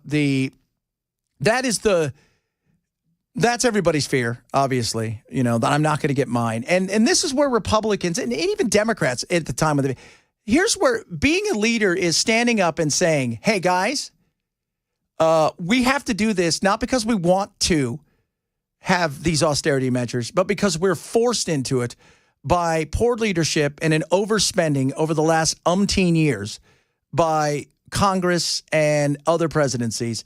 So we have to now do something where austerity measures are coming in. Everybody, we're going to have to tighten our belts. And what's is it beans and rice or beans and dogs that old Ramsey wants to do? I have no idea. Better than I should be. You ever watch any of those clips with Ramsey? No. I always like it when somebody calls it. First of all, people listen to Dave Ramsey. He's interesting, but when people call in, it's like, we're $850 million in debt, and my husband works 2 jobs and makes $14 a day. He's like, what'd you do? Murder-suicide. And then you have somebody else calls up. I worked for a company for 22 years, and I got stock, and I didn't check, and I did the other day, and I got $600 million. What do I do with it?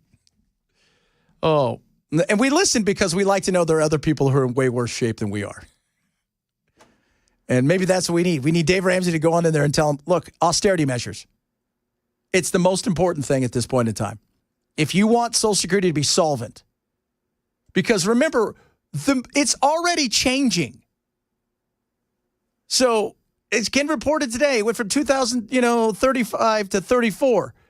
Well, that is 9 years away. What's to make it think that in 3 or 4 years, it may not change again and go, guys, guess what? It's next year. And then everybody's going to freak out. And then who's ever holding the bag of crap, it's going to be their fault. They're going to have to try to fix it. So we'll find out what happens in the future. Meanwhile, Bibi Netanyahu, I go back to this, the year of the Lord, 2002. Bibi pleading with our Congress, anybody who would hear him, about going after a guy who is feverishly trying to acquire nuclear weapons. And today the United States must destroy the same regime because a nuclear-armed Saddam will place the security of our entire world at risk. It is simply not reflecting the reality to assume that Saddam isn't feverishly working to develop nuclear weapons. If you take out Saddam's regime, I guarantee you that it will have enormous positive reverberations on the region. Principles of real estate, the 3 L's, location, location, location. The 3 principles of winning the war on terror are the 3 W's, winning, winning, and winning. The more victories you amass, the easier the next victory becomes. The first victory in Afghanistan makes the second victory in Iraq that much easier. The second victory in Iraq will make the third victory that much easier. Nothing less than dismantling his regime will do. And we dismantled his regime. We killed him and his kids, and that didn't work out well. Probably about 500,000 deaths, give or take. A rise of ISIS, instability, that didn't work out well. So now he wants us to take out. It's funny how he says, no, we need to take this guy out. But we don't, but we do. And then Trump tweets out we. And I go back to we. You know, Ray asked earlier, what's your definition of war? Well, when we start bombing people, I feel like we're getting into something. And the question is going to be, who else decides to get in it potentially with them? And why can't we have conversations? I mean, I'm listening to this. It sounds very similar. It sounds extremely similar. And this has gone on for a while. He's wanted us to take out as much as, they always wanted us to go after Iran. John Gregoria, who is a former CIA agent who worked in the upper echelons. He's the one who went to jail because he exposed the CIA's interrogation, torture methods. And they went after him hardcore because he's like, hey, I don't think this is legal. It's like, nah, it's totally fine. Right? As long as it's somebody else. So he was talking about, how long Bibi has wanted this. Benjamin Netanyahu has begged us to attack Iran. He's begged us, literally. I mean, I won't go into the details, but he's begged us multiple times. And we're not willing to go to war with Iran just, as a favor to the Israelis. That's shocking. He thought that he could pull us into it on the 8th of October.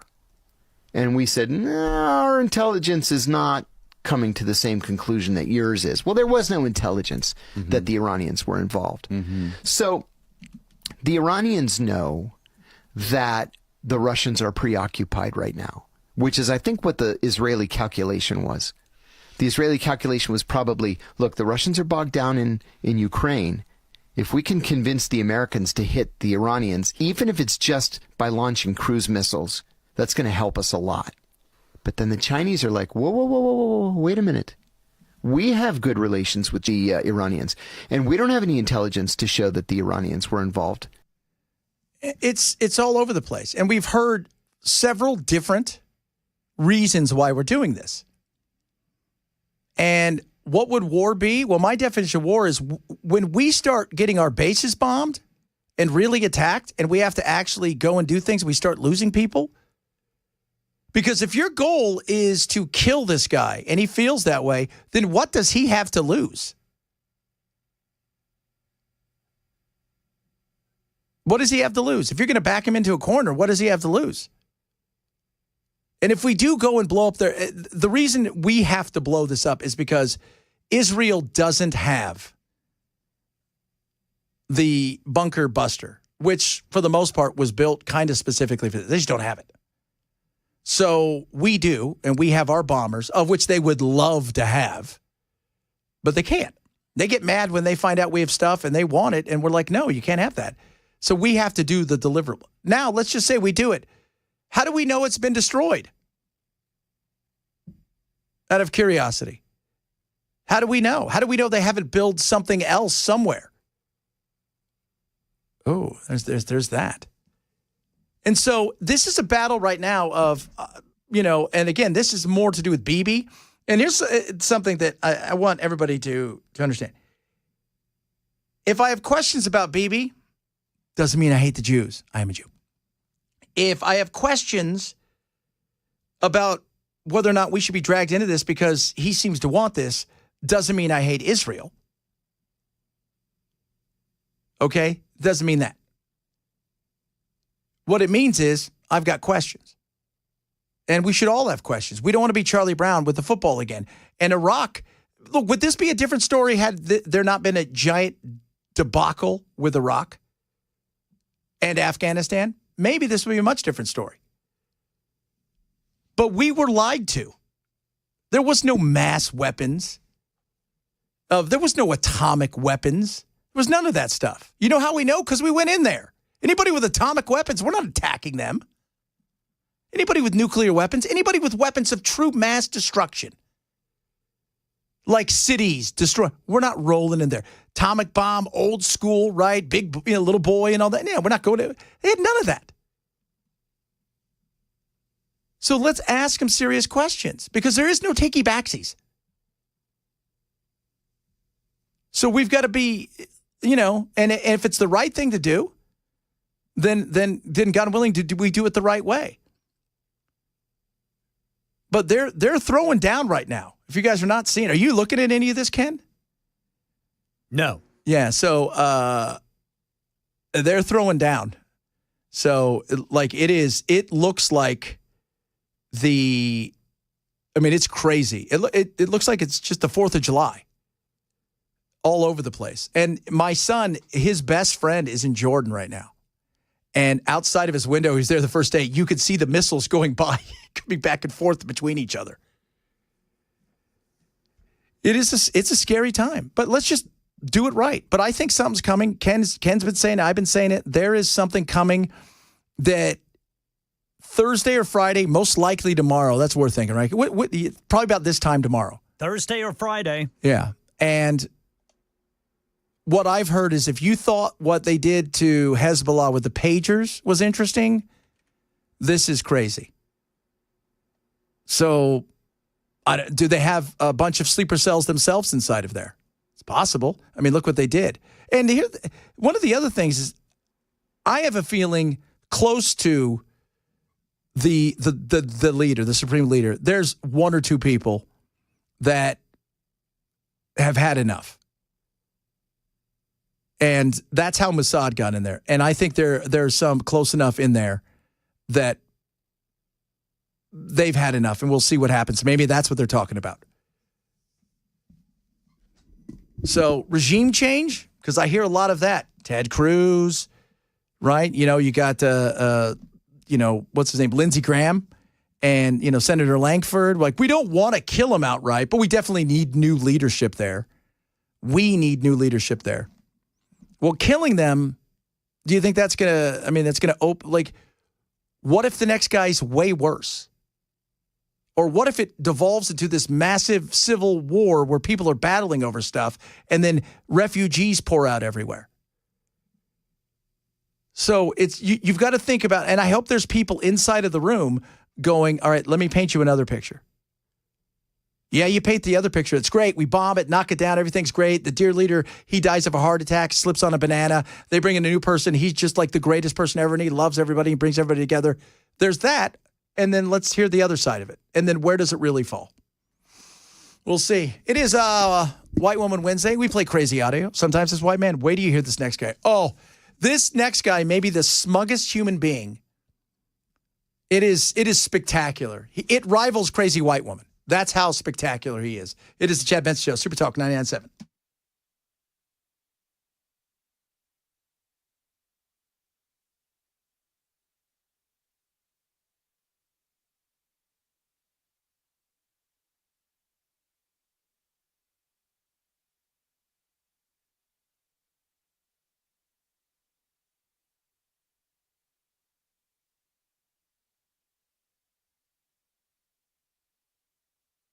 Bullwork Capital. Let's talk to my friends over at Bullwork Capital. Simple and easy to do. You call 866-779-RISK today. They're going to get you a second opinion on what's going on in the markets, not just here, but globally. That's the beauty of Bullwork. They're not a one and done, and let's just put everything in American stocks. They're all over the place. They see where money's flying, and they're busy getting you the right opportunity. So what do they want to do? They want to give you a second opinion on your investments. It's simple. It's easy. You call 866-779-RISK. They'll go through your portfolio. They'll ask you questions about what do you want to do when you see your retirement, or where you want to go with your investments, and they'll build you something that's right for you, not a cookie cutter solution, because there's way too many of those. And your retirement's not going to be cookie cutter, so why should your investments be that way? Call Bullwork today, 866-779-RISK. Get a second opinion with them, or go to knowyourriskpodcast.com, knowyourriskpodcast.com for my friends over at Bullwork Capital. Investment advisory solutions offered through Trek Management LLC, an SEC registered investment advisor. Investment involved risk, not a guarantee. Past performance, not guarantee future results. 25217.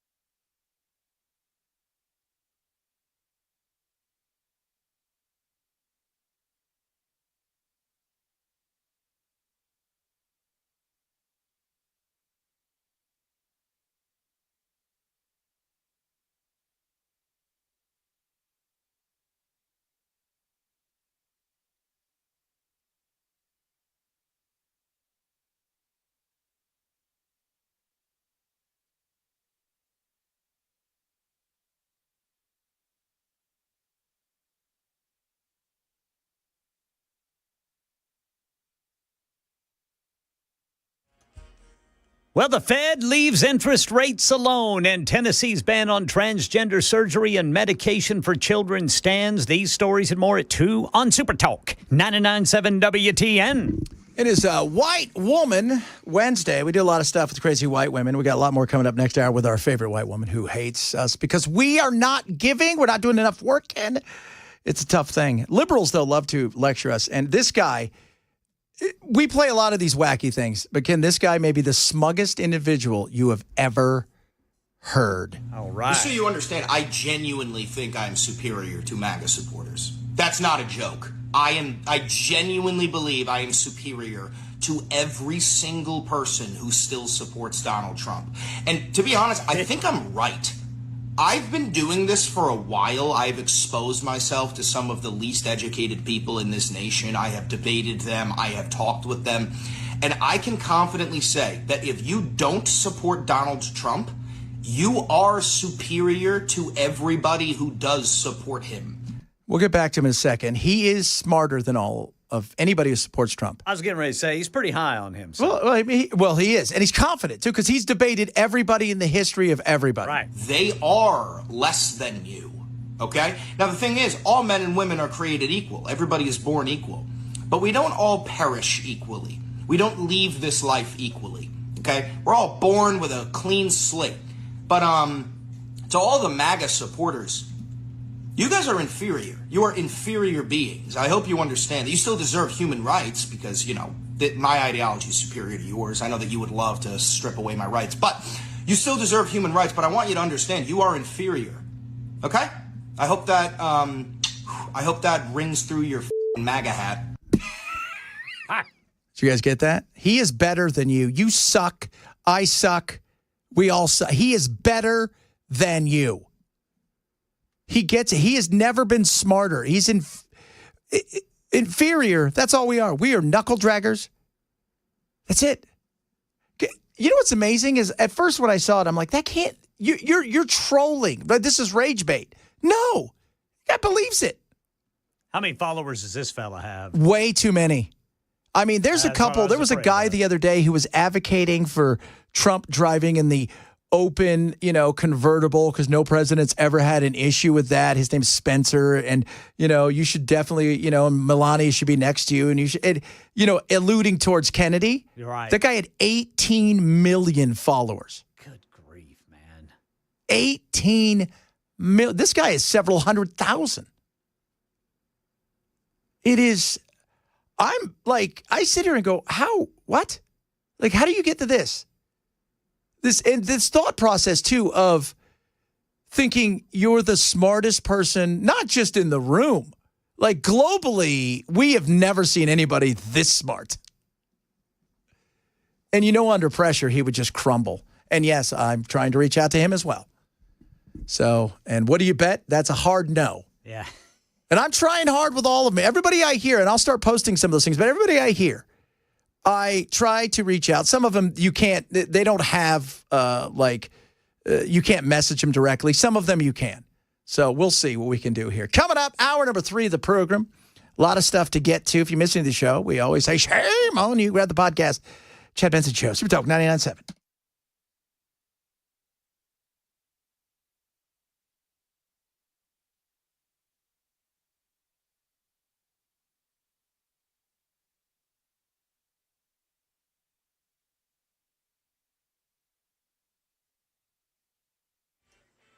2 o'clock on the dot. I'm Ken Weaver with your top stories. And tonight, everyone in Middle Tennessee is under a level 1 out of 5 risk for severe storms. Now, if you are along and north of 40 and west of 65, then you have, looks like a level 2 out of 5 risk.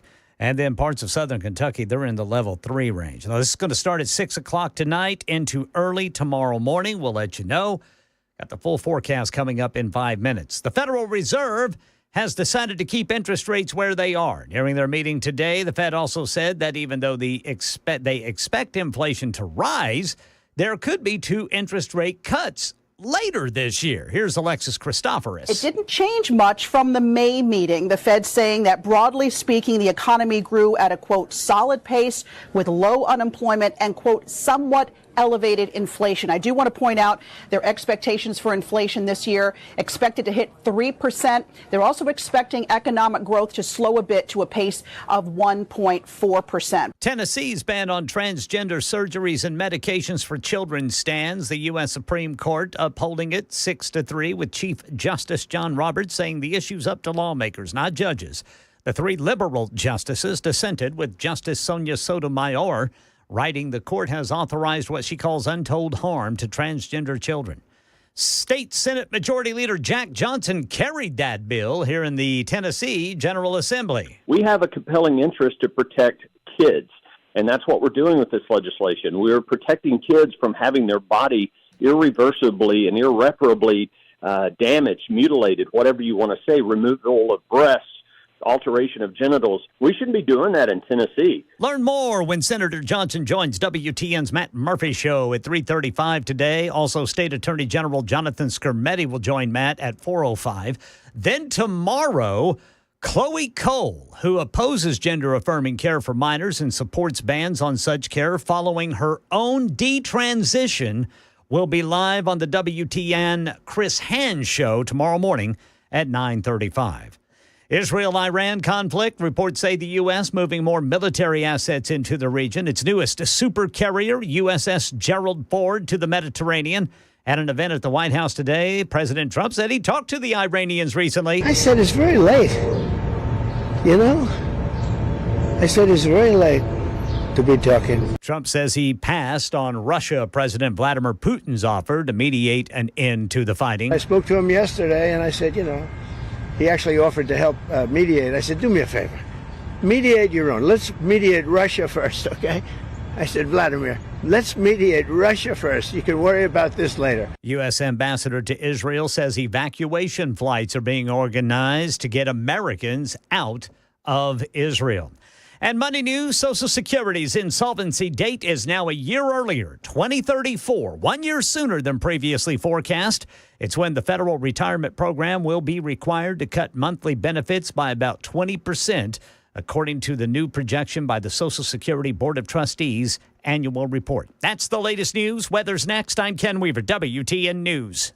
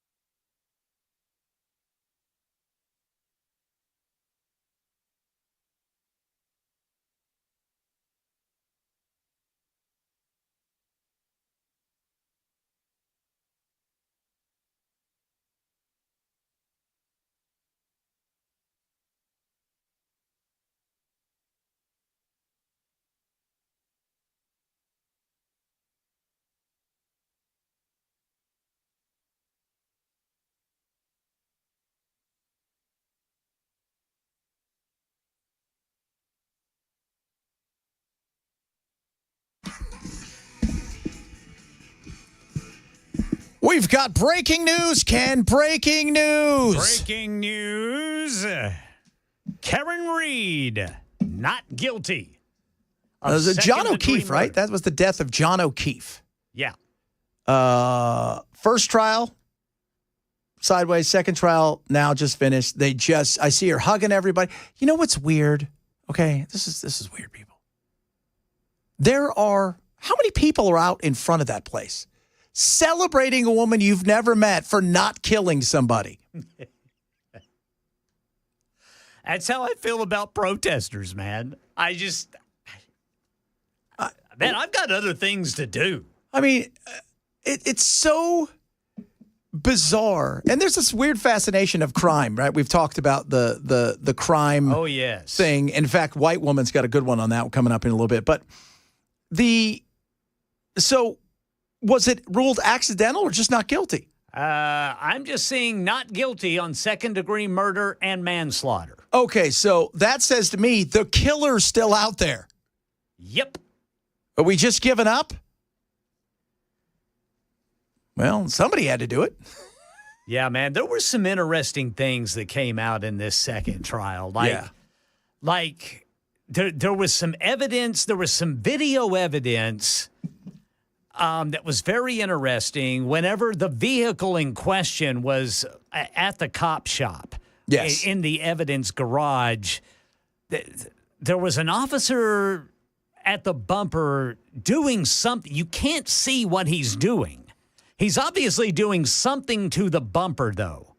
And there was speculation that he was trying to make it look like, yeah, man, somebody ran over O'Keefe. She ran over. Look at the damage that it did. That's what killed him. And that's the first person I go question right now. Did you have something to do with this? Exactly. Because if she's not guilty, and it wasn't because it was an accident, it wasn't manslaughter, and she's just not guilty. You didn't do it. Your peers have heard you out, right? This is it. It's over. So now, that means that there is a killer still out there. It's so bizarre, though. And look at all these people standing there, women mostly, and they're out there and they're cheering because they're like, yeah, they're probably thinking she got away with it. We could do it too. We could do it too. Yeah, this was a weird case, man. But isn't it weird? Like we sell it, like people show up to try to get Britney off of what was their conservatorship? Yeah. Which I told everybody at the time, this is a bad idea. Yeah. I mean, it's a good idea for everybody who wants to see her naked all the time. And dancing with knives. But it's a bad idea for her. And this is, but people show up, right? And they petition and they chant and it's the same thing here. Here's a woman who was found not guilty of killing and she's got like a fan club. There's quite a few people out there. There is. Look, and all these people, like, here's some of the stars. Thank you guys so much. Thank you. Thank you. Thank you. I did so good by going on the stand and saying my piece. And, I mean, there's 500, maybe 1,000 people out there. There's an American flag. Oh, my God. That is just... There's a fascination in this country, though, of... And we've talked about it before. Women love like the ID channel. They love the murder mystery kind of thing. Oh, my wife watches them all the time. And I think they're trying to figure out, okay, how can you get away with it? I mean, they that's probably what they're thinking. But they love, I always joke about guys, like even a movie, like women love like watching somebody suffer for 90 minutes and then eventually passing away at the end. And it makes their, we want to see John Wick kill 5,000 people because of a dog. Yeah. And we want to see it all in 90 minutes. And Keanu Reeves having only like 3 or 4 lines. I'm thinking I'm back. Okay. Thank you. But the ID channel, see, your wife watches it. My wife, she gets a little of that stuff too. She starts like, I'll come in and she's like, you know what I just watched? I'm like, I don't know who killed who, but tell me, They don't know who did it. Well, then why'd you watch it? Now, my wife, she watches these disappeared shows. Yes. Where these people have just vanished. Like out hiking with relatives or with friends and somebody goes off, gets a little ahead of somebody on the trail And all of a sudden, they're gone. Gone. And nobody knows where they went. There's no sign. And they interviewed the guy that was with him or her, and they're pretty sure he didn't do anything. Right? He's taken a polygraph test. He's passing with flying colors, and you know they picked up the phone of the person, but they're not quite sure where that person went. And because you often do wonder how many people just dip every once in a while and say, "All right, I've had enough of this. I'm done. I'm my new name is whatever, and I'm out." Yeah. I don't want the hassle. I don't want the hell. Right? My husband drives me crazy. My wife drives me, whatever it is, and they just dip. Well, that's what Mike was trying to do for Walter White. But what did Walter do? Don't let him dip. Who was that guy a few years ago? Remember the dentist? There was a dentist that did it. Remember Christy was it Christy Brinkley? Or left his family? No, yeah, there was a couple of them. But who was it? Was it Olivia Newton-John, whose fiance just disappeared? Well, he fell off a boat, and then they thought he had died, and there was all this stuff, and then they found him like several years later. He was like, "Yeah, she just drove me crazy." So you faked your own death? He's out on a corner cafe. Oh my Lord! But yeah, people are celebrating. That is so. Murder is an entertainment now. That's what it is. It's an entertainment thing. There is something. I should play the white woman here. Always has been, man. Yeah. But and let me see if I can find it. It's actually kind of interesting because this one's not towards us. We can't do the work here on this one. Here's our favorite crazy, white people are always bad. Let's talk about how white women love true crime but hate justice. I say this as a white woman. A lot of the women who look like me are hyper-focused on Netflix documentaries and true crime podcasts. But when it comes to actual racial justice or prison abolition, they are silent. Why? Because true crime content glorifies white victims and centers around a good versus evil narrative, not to mention it glorifies cops. These types of stories comfort white women because if they hear how people were victimized, then they can do something to prevent it. The problem is white women are among the least likely to be victims of crime in the United States. And most crimes disproportionately target Black, brown, queer, and homeless communities. The same women who binge watch Dahmer are the people who are the least likely to speak up when it comes to wrongful convictions and other injustices in the legal system. And you can't claim to care about victims while supporting a system that creates more of them. If you do consume true crime, I would encourage you to do so ethically and to consider how factors like socioeconomic status and race make certain people more likely to be victims and less likely to receive justice, even in death. Peace and love. Peace and love to you. Peace and love. But here's my thing. You said the word true crime. So it wasn't fake, right? Like John O'Keefe is dead. Somebody killed that guy. Oh, yes. So had bite marks on his arms. Yeah, which didn't come from the car, by the way. No, a car doesn't bite. No. So with all that being said, you said true crime. Well, true crime is true, meaning it actually happened. So, it's like that to me is hilarious, but she's just always looking for the victim. God, look at all those people there. I don't see a lot of men there. They're all wearing pink shirts too. Is this something I missed? I heard that there was. I heard what the significance of that was the other morning, and now I've forgotten. Okay, she's been convicted though of drunk driving, but will serve no time. Read a trial. Serve no time. So she was acquitted of killing her police officer boyfriend, and she's not going to serve any time in jail, even though she was convicted of drunk driving because, who knows why. Apparently, she asked supporters to wear pink, according to this one report. Who do you think hits the first? Because there's people lining up. Like, she's got to have a manager. Oh, yes. So you've got she's got a manager. A publisher. Because, what do you think she's getting for that book? And then, of course, who gets the first interview and what's that costing somebody? Yeah, who does get that first interview? Man, that's a big one. I bet you NBC gets it. You think so? Does it Keith Morrison? Yeah. So there we go. So crazy that we do this. She gets a 1-year probation sentence for her drunk driving. And she wore a light blue suit today.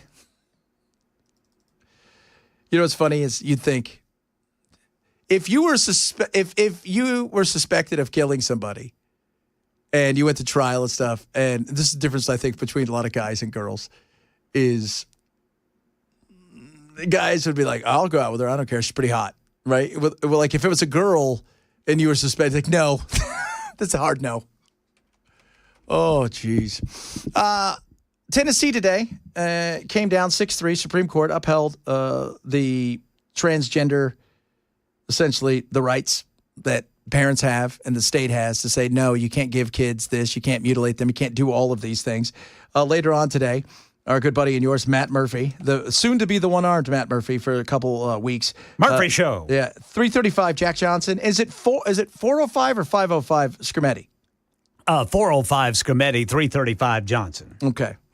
So, which will be, interesting. So it came down today, and we knew where it was going based on the question. The Q&A will always lead you to where this is going. You might get a surprise on who sides with what, but for the most part, in the question and answer, because it's not really a trial when you go to the Supreme Court, and we can only hear what goes on, but how they ask the questions, you can automatically go, okay, we know that this is going to be either overturned or upheld, and it was. The core question in cases like these is what level of scrutiny applies? What does the court look at in deciding whether or not to strike down this statute and declare it unconstitutional or allow it to survive? That's why there's so much discussion of scrutiny, and the key is, in equal protection challenges, the key is what is the classification? Does the statute classify based on transgender status, or instead, does it classify based on medical diagnosis and procedures that are requested? And so in this case, the court concluded that what the law does is it doesn't discriminate based on transgender status. Instead, it removes a certain set of diagnoses from the large list of treatable conditions and procedures. Therapy, exactly. puberty blockers. And that's what we've talked about is you're giving kids life-altering drugs for something that they believe they are. And if you believe it when you're 12 and you're wholeheartedly sold for it, and this is the thing, then you're going to believe it when you're 18 and you can make an adult decision. And this was also a states' rights issue and a parents' rights issue. Do parents have the right to decide things for their kids? I mean, how many of you out there have heard this growing up? Well, when you're living under my roof and until you're 18. Pretty much everybody, I think. And then now it's just not that way. Right. And the diagnoses that are removed happen to be all diagnoses that relate to transgender persons. But the court says that is still not enough of a distinction to be the invidious, and that's the magic word, the invidious kind of discrimination that would be unconstitutional based on transgender status. Because of the age. So the age is the big thing in this, that parents have rights, the states have rights, and the age side of it plays a huge role in this. And it didn't say when you're 18 you can't get these things. I mean, because you can get these when you're 18 because you're an adult. So, and again, throughout the day today, Matt's going to have on Scrimeti, Jack Johnson, and going over this. But a win today for not just Tennessee, but for other states across the nation that were looking at this. And this was kind of a bellwether. Let's see what this thing turns out to be. And alas, here we go. So a win for Tennessee. Go Tennessee. Coming up, got more crazy talk. Oh, plus we got it. Maybe we'll do that. Did you hear about the Brinks robbery guys? They got them. From California? Yeah. It's a crazy story. We'll talk a bit about that as well. If you're missing the show, shame on you, grab the podcast. Chad Benson Show, Super Talk 99.7.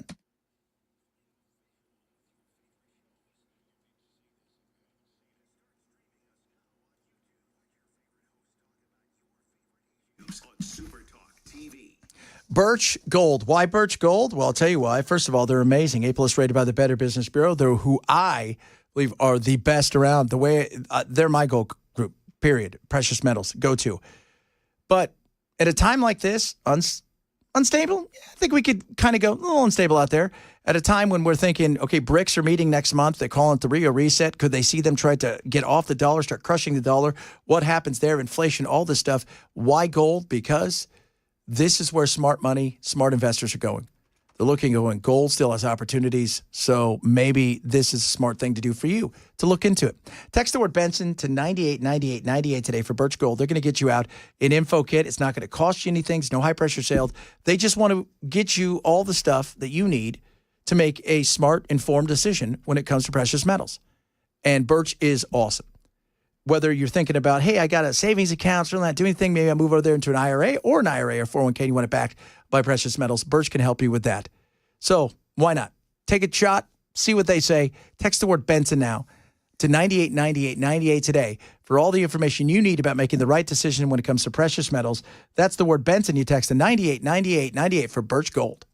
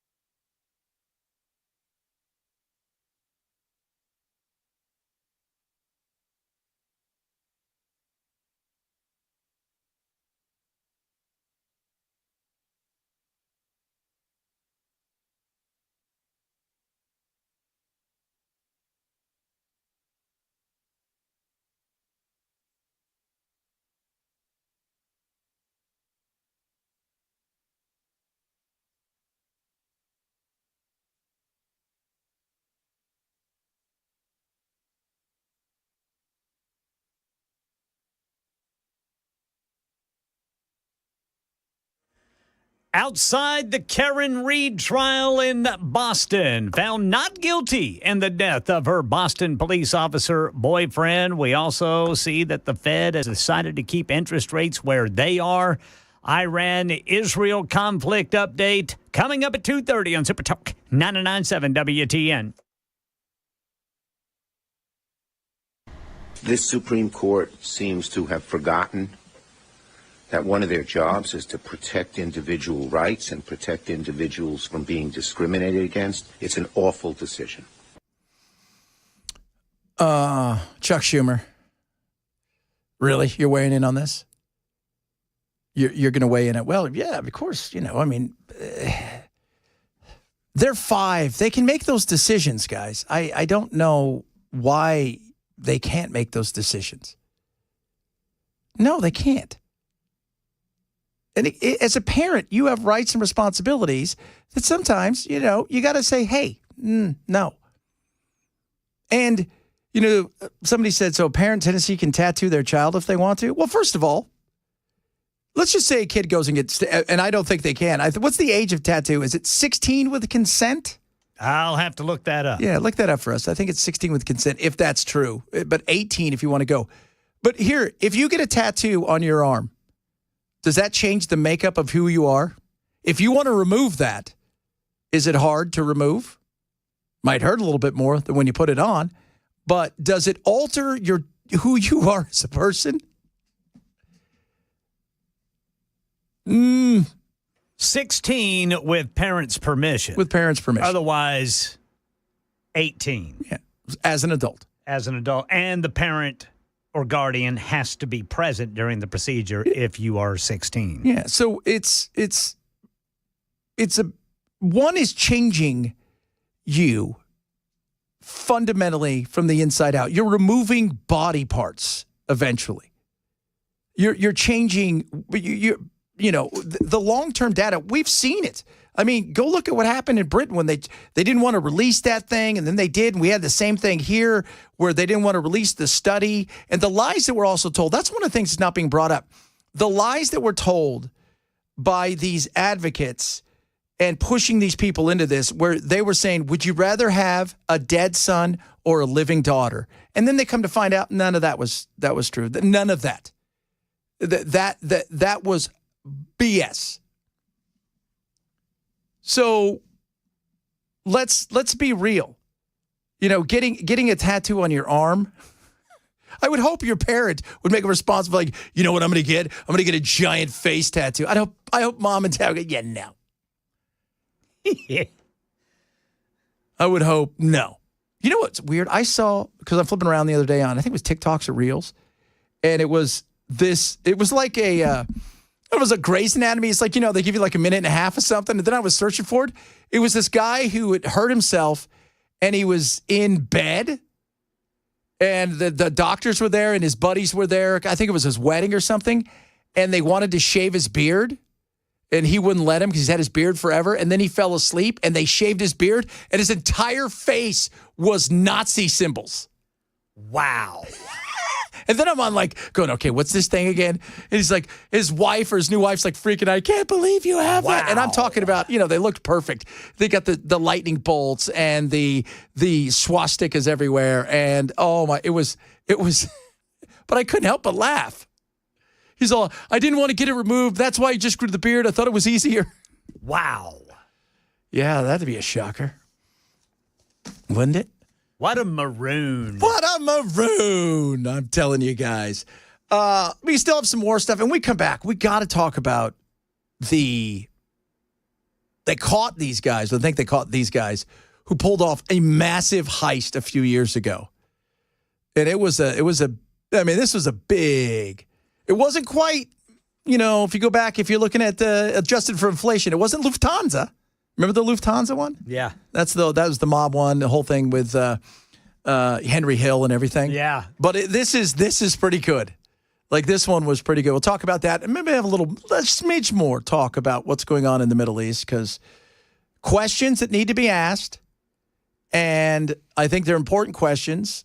And again, this is a lot more to do with BB and what may potentially happening than Trump. The reaction from Trump and what will come of it and how everything goes will be interesting. But my questions are a lot to do with about Israel and even the AIPAC, which is, by the way, I put out a video last night and I got torched by several people that were super AIPAC supporters. And you just start laughing. You're like, okay, here we go. Because you can't have a differing opinion.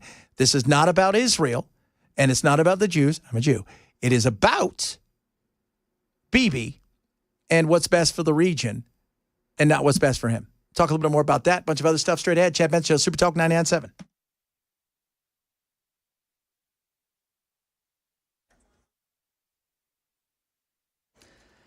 $2:30 on the dot. I'm Ken Weaver with your top stories. Everybody in Middle Tennessee under at least a level 1 out of 5 risk of severe weather. It's a little more, level 2 out of 5 if you are along and north of 40 and west of 65. Full forecast coming up in 5 minutes. Outside the Karen Reed trial in Boston, the crowd erupts after learning Reed was found not guilty in the death of her Boston police officer boyfriend. She had faced charges of second-degree murder, manslaughter while operating under the influence of alcohol, and leaving the scene of bodily injury and death in the death of her boyfriend, police officer John O'Keefe, in January of 2022. She pleaded not guilty to all of the charges. Reed's attorney told the jury in his closing that there was no car crash and that O'Keefe was killed in a fight inside the home, and that possibility was never investigated by police. The Federal Reserve decides to keep interest rates where they are during their meeting today. The Fed also said that even though they expect inflation to rise, there could be 2 interest rate cuts later this year. ABC's Alexis Christoforous also says there are some lagging indicators that may change their projections. We've gotten hard data that shows the tariffs have not really hit inflation just yet. Hiring is continuing to slow down at a gradual pace. And now, of course, we have the unrest in the Middle East, which could cause oil prices to spike. We know oil can be inflationary, and so the Fed looking for more certainty on economic policies coming out of the White House. Tennessee's ban on transgender surgeries and medications for children has been upheld by the U.S. Supreme Court in a 6-3 decision. And Chief Justice John Roberts writing the issue is best left to lawmakers, not judges, to settle. Learn more later today. WTN's Matt Murphy Show will have the state Senate sponsor of that bill, Majority Leader Jack Johnson, live at 3:35. State Attorney General Jonathan Skrmetti at 4:05. And then tomorrow morning, Chloe Cole, who opposes gender-affirming care for minors and supports bans on such care following her own detransition, will be live on WTN's Chris Hand Show at 9:35 tomorrow morning. That's the latest news. Weather's next. I'm Ken Weaver, WTN News.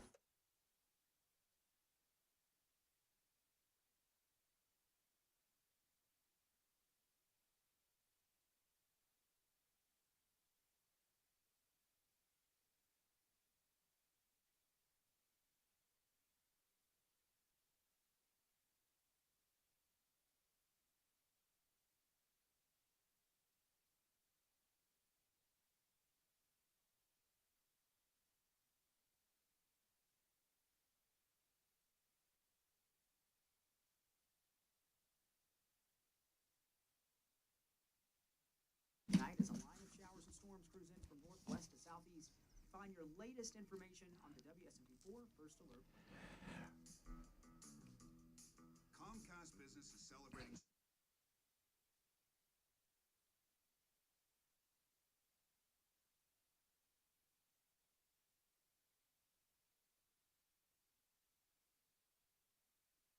Abilities of $1,000 prepaid card. Like possibility number 1, company merch for staff. Styling. Or possibility number 24, the latest software upgrade. Or possibility number 192, new equipment powered by gig speed. Or possibility number 555, a 3D printer. Rapid prototyping, anyone? Switch to Comcast Business for over 99.99% network reliability, advanced cybersecurity, 2 seconds. $1,000 small business bonus. Comcast Business, powering possibilities. In 6/22/25, new customers only with 2 who agree with other restrictions apply. Beacon Capital Management. Once you get your retirement ready toolkit, you know what I love about Beacon is dollars and cents matter, obviously. Having the right retirement built in a great way and making sure you manage it the right way while you're retired is awesome. But there's more to retirement than just that. And it's making sure that you find somebody you feel comfortable with who's going to be your full service investment advisor. And that includes things like taxes, long-term care. Whoa, I forgot about that. Let's not forget healthcare, estate planning. We can go on and on. That's what they do. That's who they are. And you get this free retirement ready toolkit. It's great. You call them up, 615-488-9303. 615-488-9303. They get you out of Money Enough for Life book, a retirement planning checklist, and a Maximizing Your Retirement Income white paper. It's no cost, no obligation, no hard sell, and a chance to go sit down and talk to them about what they can do for you.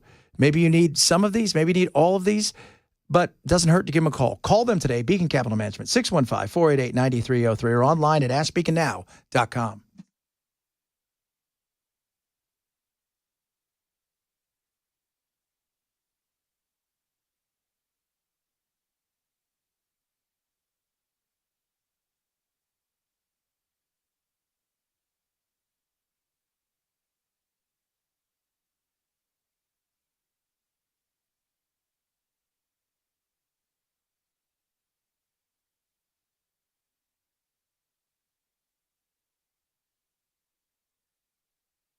USA.com. That's PatriotContractorsUSA.com. Or give them a call at 615-489-0578. Patriot Contractors is ready to serve you and build your dream home. Average Knowledge doesn't grow your business. Smart strategy does. Cumulus digital campaigns outperform industry benchmarks by over 25%. You're not average, and your results shouldn't be either. Visit cumulusdigital.com today to leave average behind. MyPillow.com/Benson. Use my code Benson. Right now, $24.99 starting for the beach towels. MyPillow beach towels.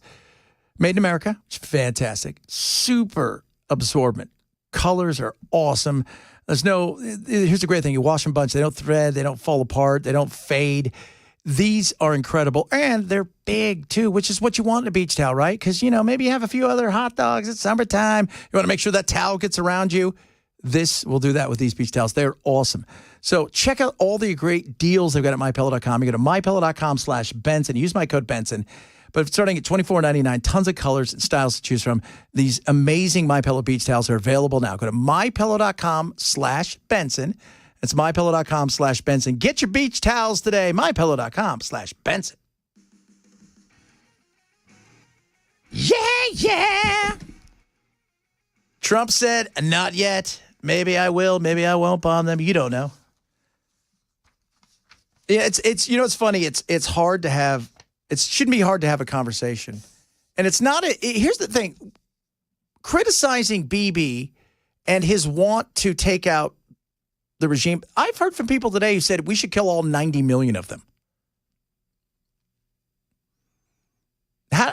What? Who? What? What kind of attitude is that? Well, they all hate us. They don't all hate us. Vast majority of the people there want what we want. Right? Our world may not look the same when it comes to how we see certain things in their religion. And I will tell you, you get outside of Iran, they drink, they have fun, they do a lot of different things. But yeah, the religion and the way that the mullahs and stuff see it, no, that's not compatible with the West. Hell, it's not compatible in many cases with a lot of the countries that they dominate and how they used to live. See Iran. But we should be able to have a conversation without everybody losing their mind. And we should be open to, is this the right thing? Here's the thing. We've moved planes there that are the refueling planes. That's a big, it's kind of like when they talk about the Pentagon pizza thing, that's a big deal. So we've moved a lot of them. We have moved certain soldiers in certain areas, I was told today, in a few places that, yeah. And I asked the guy who has been one of the best military folks around and has been spot on with me always, said there has to be some sort of going in to see if these things are done with the bunker busters, that they're done. Because, I mean, is it even possible that we have people already in there? Yeah. So this is, again, it's intricate. And the beauty of this is I understand, trust me, if we weaken them in some senses, the thought of weakening, Russia, maybe bringing them to the table is a good idea, of course. But also, could it become something bigger? Yes.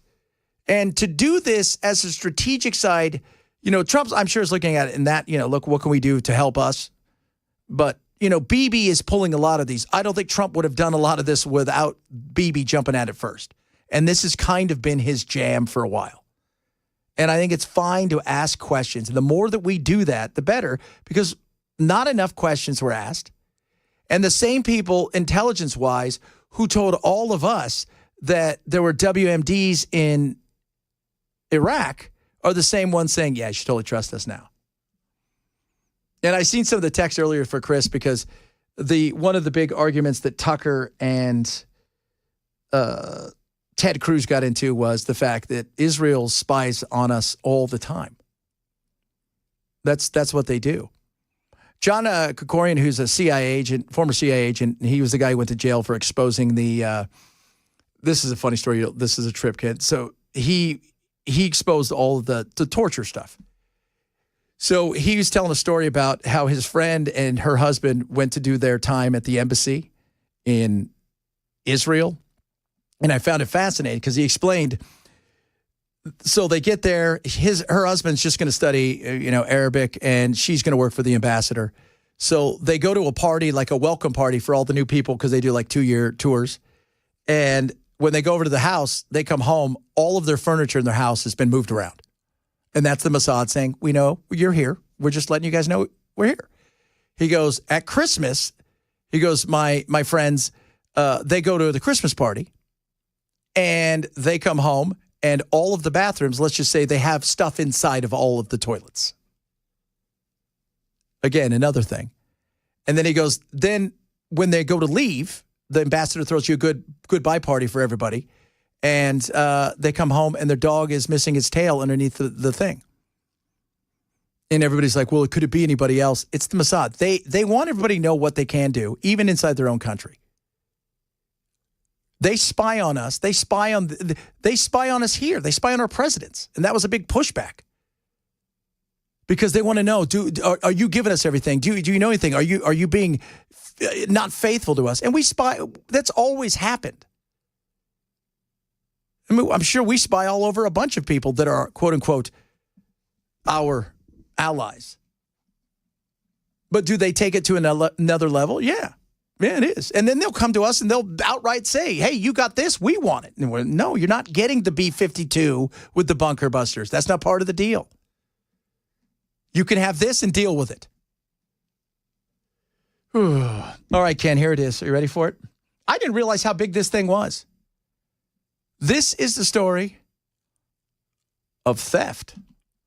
Heist in U.S. history, and investigators just found out, they say, who pulled it off. 7 men are accused of stealing $100 million worth of gold, diamonds, rubies, emeralds, and luxury watches from a transport truck. The crew is accused of following the truck from a gem show in San Mateo all the way to a truck stop in Lubbock on the Grapevine, then grabbing the jewels. I've been to that truck stop in Lubbock. Like, there's nothing there. It's it. That's all that there. So they stole $100 million. 7 men are now being charged in an unprecedented jewelry heist estimated at $100 million. This is body cam video from the night of the theft back in 2022. This is a jewelry heist right out of the Ocean's 11 playbook. And what you have here is a very sophisticated group. Authorities say the suspects broke into a Brinks semi-truck while it was parked at a Grapevine truck stop. High-end gems and luxury watches were being transported from a jewelry show in San Mateo to Pasadena. According to the indictment, the suspects had scouted the jewelry show and followed the Brinks truck 300 miles south. Imagine being the guy who went in to get a Slurpee and you have to call your boss. Hey, boss. Remember the $100 million I have? Yeah, that's gone now. The watches, they're like Patek Philippe's and the Richard Mille, $1 million watches on top of all of the jewelry and stuff. It's interesting. It's very sophisticated. I didn't pick up on being followed, but I felt like I had some at the jewelry show. Like there was somebody kind of looking at me weird, kind of dogged me, staring right in the eyes. Just sitting there, where the doors were open as we're getting loaded. It just felt weird. Arnold Duke, president of the International Gem and Jewelry Show, was elated to hear 3 years later suspects have been charged. It's the best news I could have ever dreamed of. This thing has really hit us and our whole family really hard, and we are so thankful and delighted. 14 exhibitors from the show in San Mateo lost merchandise. Well, it was way over $100 million. I don't have exact figures. And now with historic gold prices, this is all up another 30% in value since the time it was stolen. We're anxiously awaiting to learn what might have been recovered.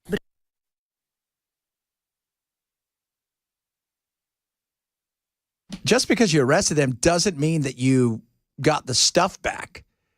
And the way they put this together, but 7 dudes stole now probably about $120 million worth of stuff. Not a train robbery, because we don't do that anymore, because nobody takes trains. You'd be the only person on the train. Well, and you might meet up with Dale Robertson. Yeah, you don't want that, kids. No, sir. No, sir. But exactly how much was stolen continues to be up for debate. Some of the jewelers who lost inventory are suing Brinks, and Brinks is suing back. Brinks' suit says the jewelers signed contracts saying the merchandise was worth only $6.45 million.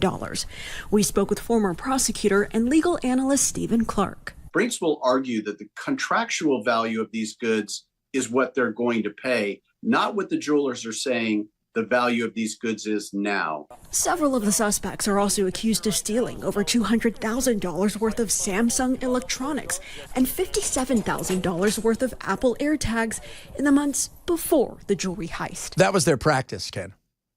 They're like, let's start small. We'll steal $57,000 worth of AirTags. That worked. All right, let's go up a little bigger. We'll get some Samsung. All right, that's $200,000. All right, now $100 million in stuff. And now the battle's going to come from the insurance, which will be interesting to see how this plays out. The whole thing is fascinating. And how they came, again, what happens? Well, they have suspects. And guess what? People don't shut up. That was the big thing when you go back and watch Goodfellas. But when you read the real stuff and what it's, on the Lufthansa air heist, everybody was told, don't say a word. Don't buy anything flashy. Don't do this. Don't do that. And some people just can't help themselves. They can't. They can't help themselves. They got to go do something. I got to have something. I got to have something. I got to have something.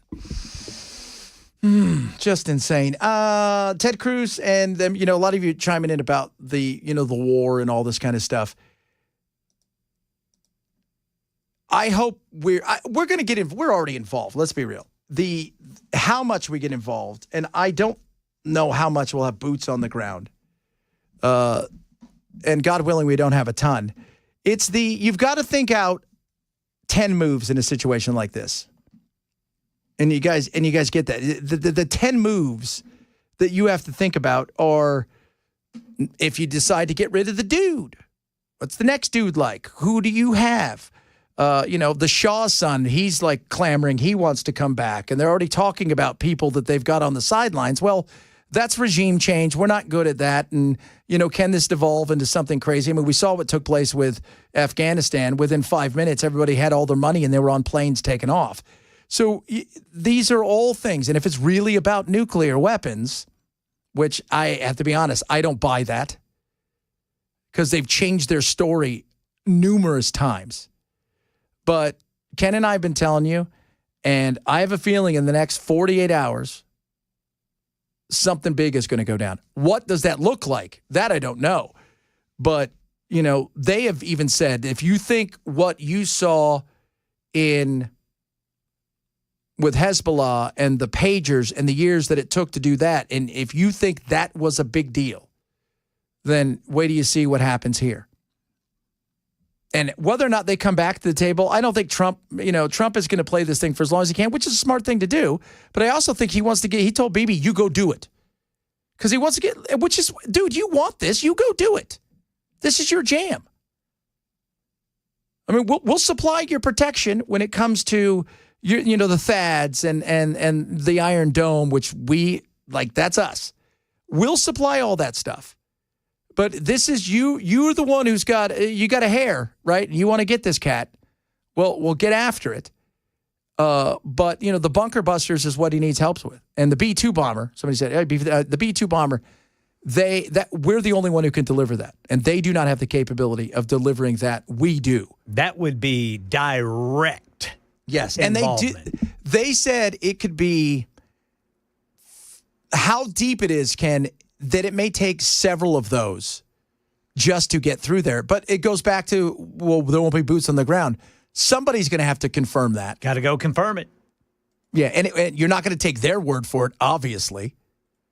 So... Yeah, I mean, if it's something that we drop,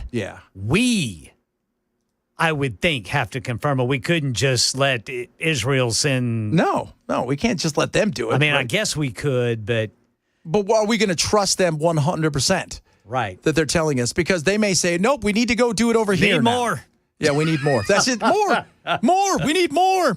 Coming up, Matt Murphy, the Murph Dog, in a house. We'll talk to him straight Murphy ahead. Show. The Murphy Show. That kid, he's got all kinds of good people. So who does he have coming on?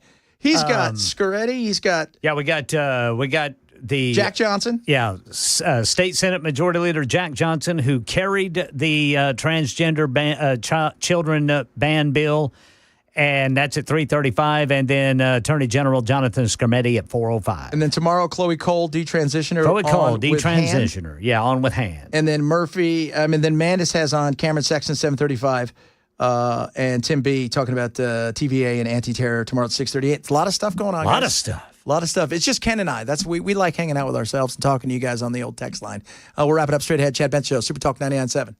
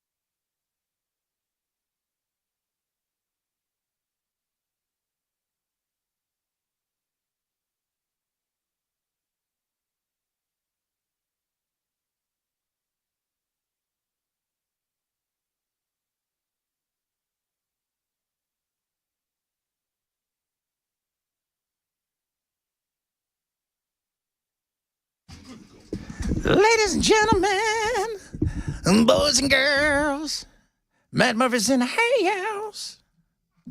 Hello. There you go, brother. How are you? I'm good, man. How are you? I'm wonderful.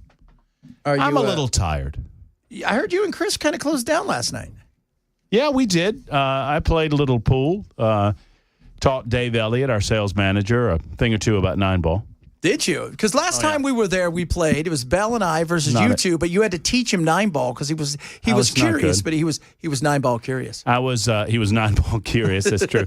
And I was not having a good night, and I had a little bit of a better night last night. Anyway, it was good. It was fun. Did you take some money from him? No, we did not. We did not. But he was waiting on that. I think he might have been sandbagging me. Oh, honestly. so he's waiting. He's trying to get. He was to just that waiting on that cash. Yeah. Oh, we had what a great time at Kings Bowl. It's always good to talk to folks and meet folks and say hello and get big hugs. And Dan got big hugs. Dan did. He got a couple hugs, made him uncomfortable. I saw he said he came home and he did one of the Silkwood showers, but it's all good. Sure. And, I noticed his discomfort. Did you notice his facial expression when Joan Jones ate a piece of his pepperoni? Yeah, it was very uncomfortable. It was very awkward. Like because we all love Joan. It's one thing when the people don't really, we joke about Mandis. This is a person who's a friend. They're pals. Like they're buddies. It was uncomfortable, and he kept leaning over when she would get close. Yeah, she got close. And so I recognize something. I've not addressed this with any other human being. It is an exclusive here on the Chad Benson Show. I think Dan is food weird. Oh, he's like that's. I think he's food weird. It's what it is. It's what right, Ken? Like kids who are like autism, like food can touch, right, and if you touch my food, throw it away. And then and I have to eat all of this before I eat all of this, exactly. And all of this. And I did not realize it until Joan takes a piece of pepperoni and puts it in her mouth, and the expression on Dan's face, I was like. And I watched. He did not eat another bite of that pizza. Yeah, and it's funny because it was a pizza that he probably wasn't going to eat anyways. He was eating another piece. He didn't even touch it on the other plate. Piece, he didn't even touch it all. Food weird. We called it. Just add it to the list of Dan weirdisms. Well, maybe Brother Dan had a pattern going and Joan broke it. Oh. It's like the movie Final Destination, but with pizza. The pattern was broken. A pattern going. The peas can't touch because my I'm gonna make my pizza look like a cloud. My 16-year-old like a cloud. Yeah. My 16-year-old, she's autistic, so she like certain things touch sand, like sand drives her.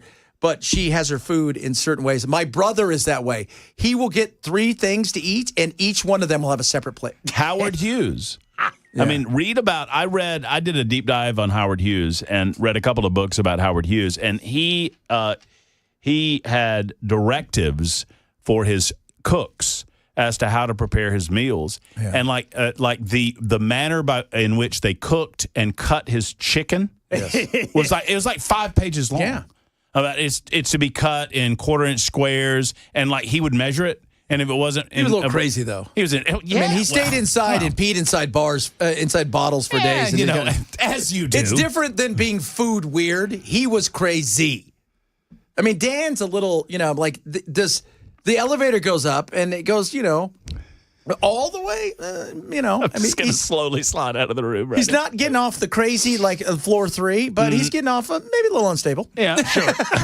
Sure, he's getting off floor pepperoni pizza. He's like, hey, where's my, But anyway, What a great time. It was so cool. It was a lot of fun. I'm sure you got a lot of stuff to talk about. You got Scrimetti. We got Scrimetti coming on, Jack coming on. Yes, we'll talk about the Supreme Court decision, which is a big deal for not just Tennessee, but for the United States. Yeah, so we will discuss it off the top. Right on. Matt Murphy, Straight Ahead. You guys have a good one. We got you over the hump. We'll do it again tomorrow.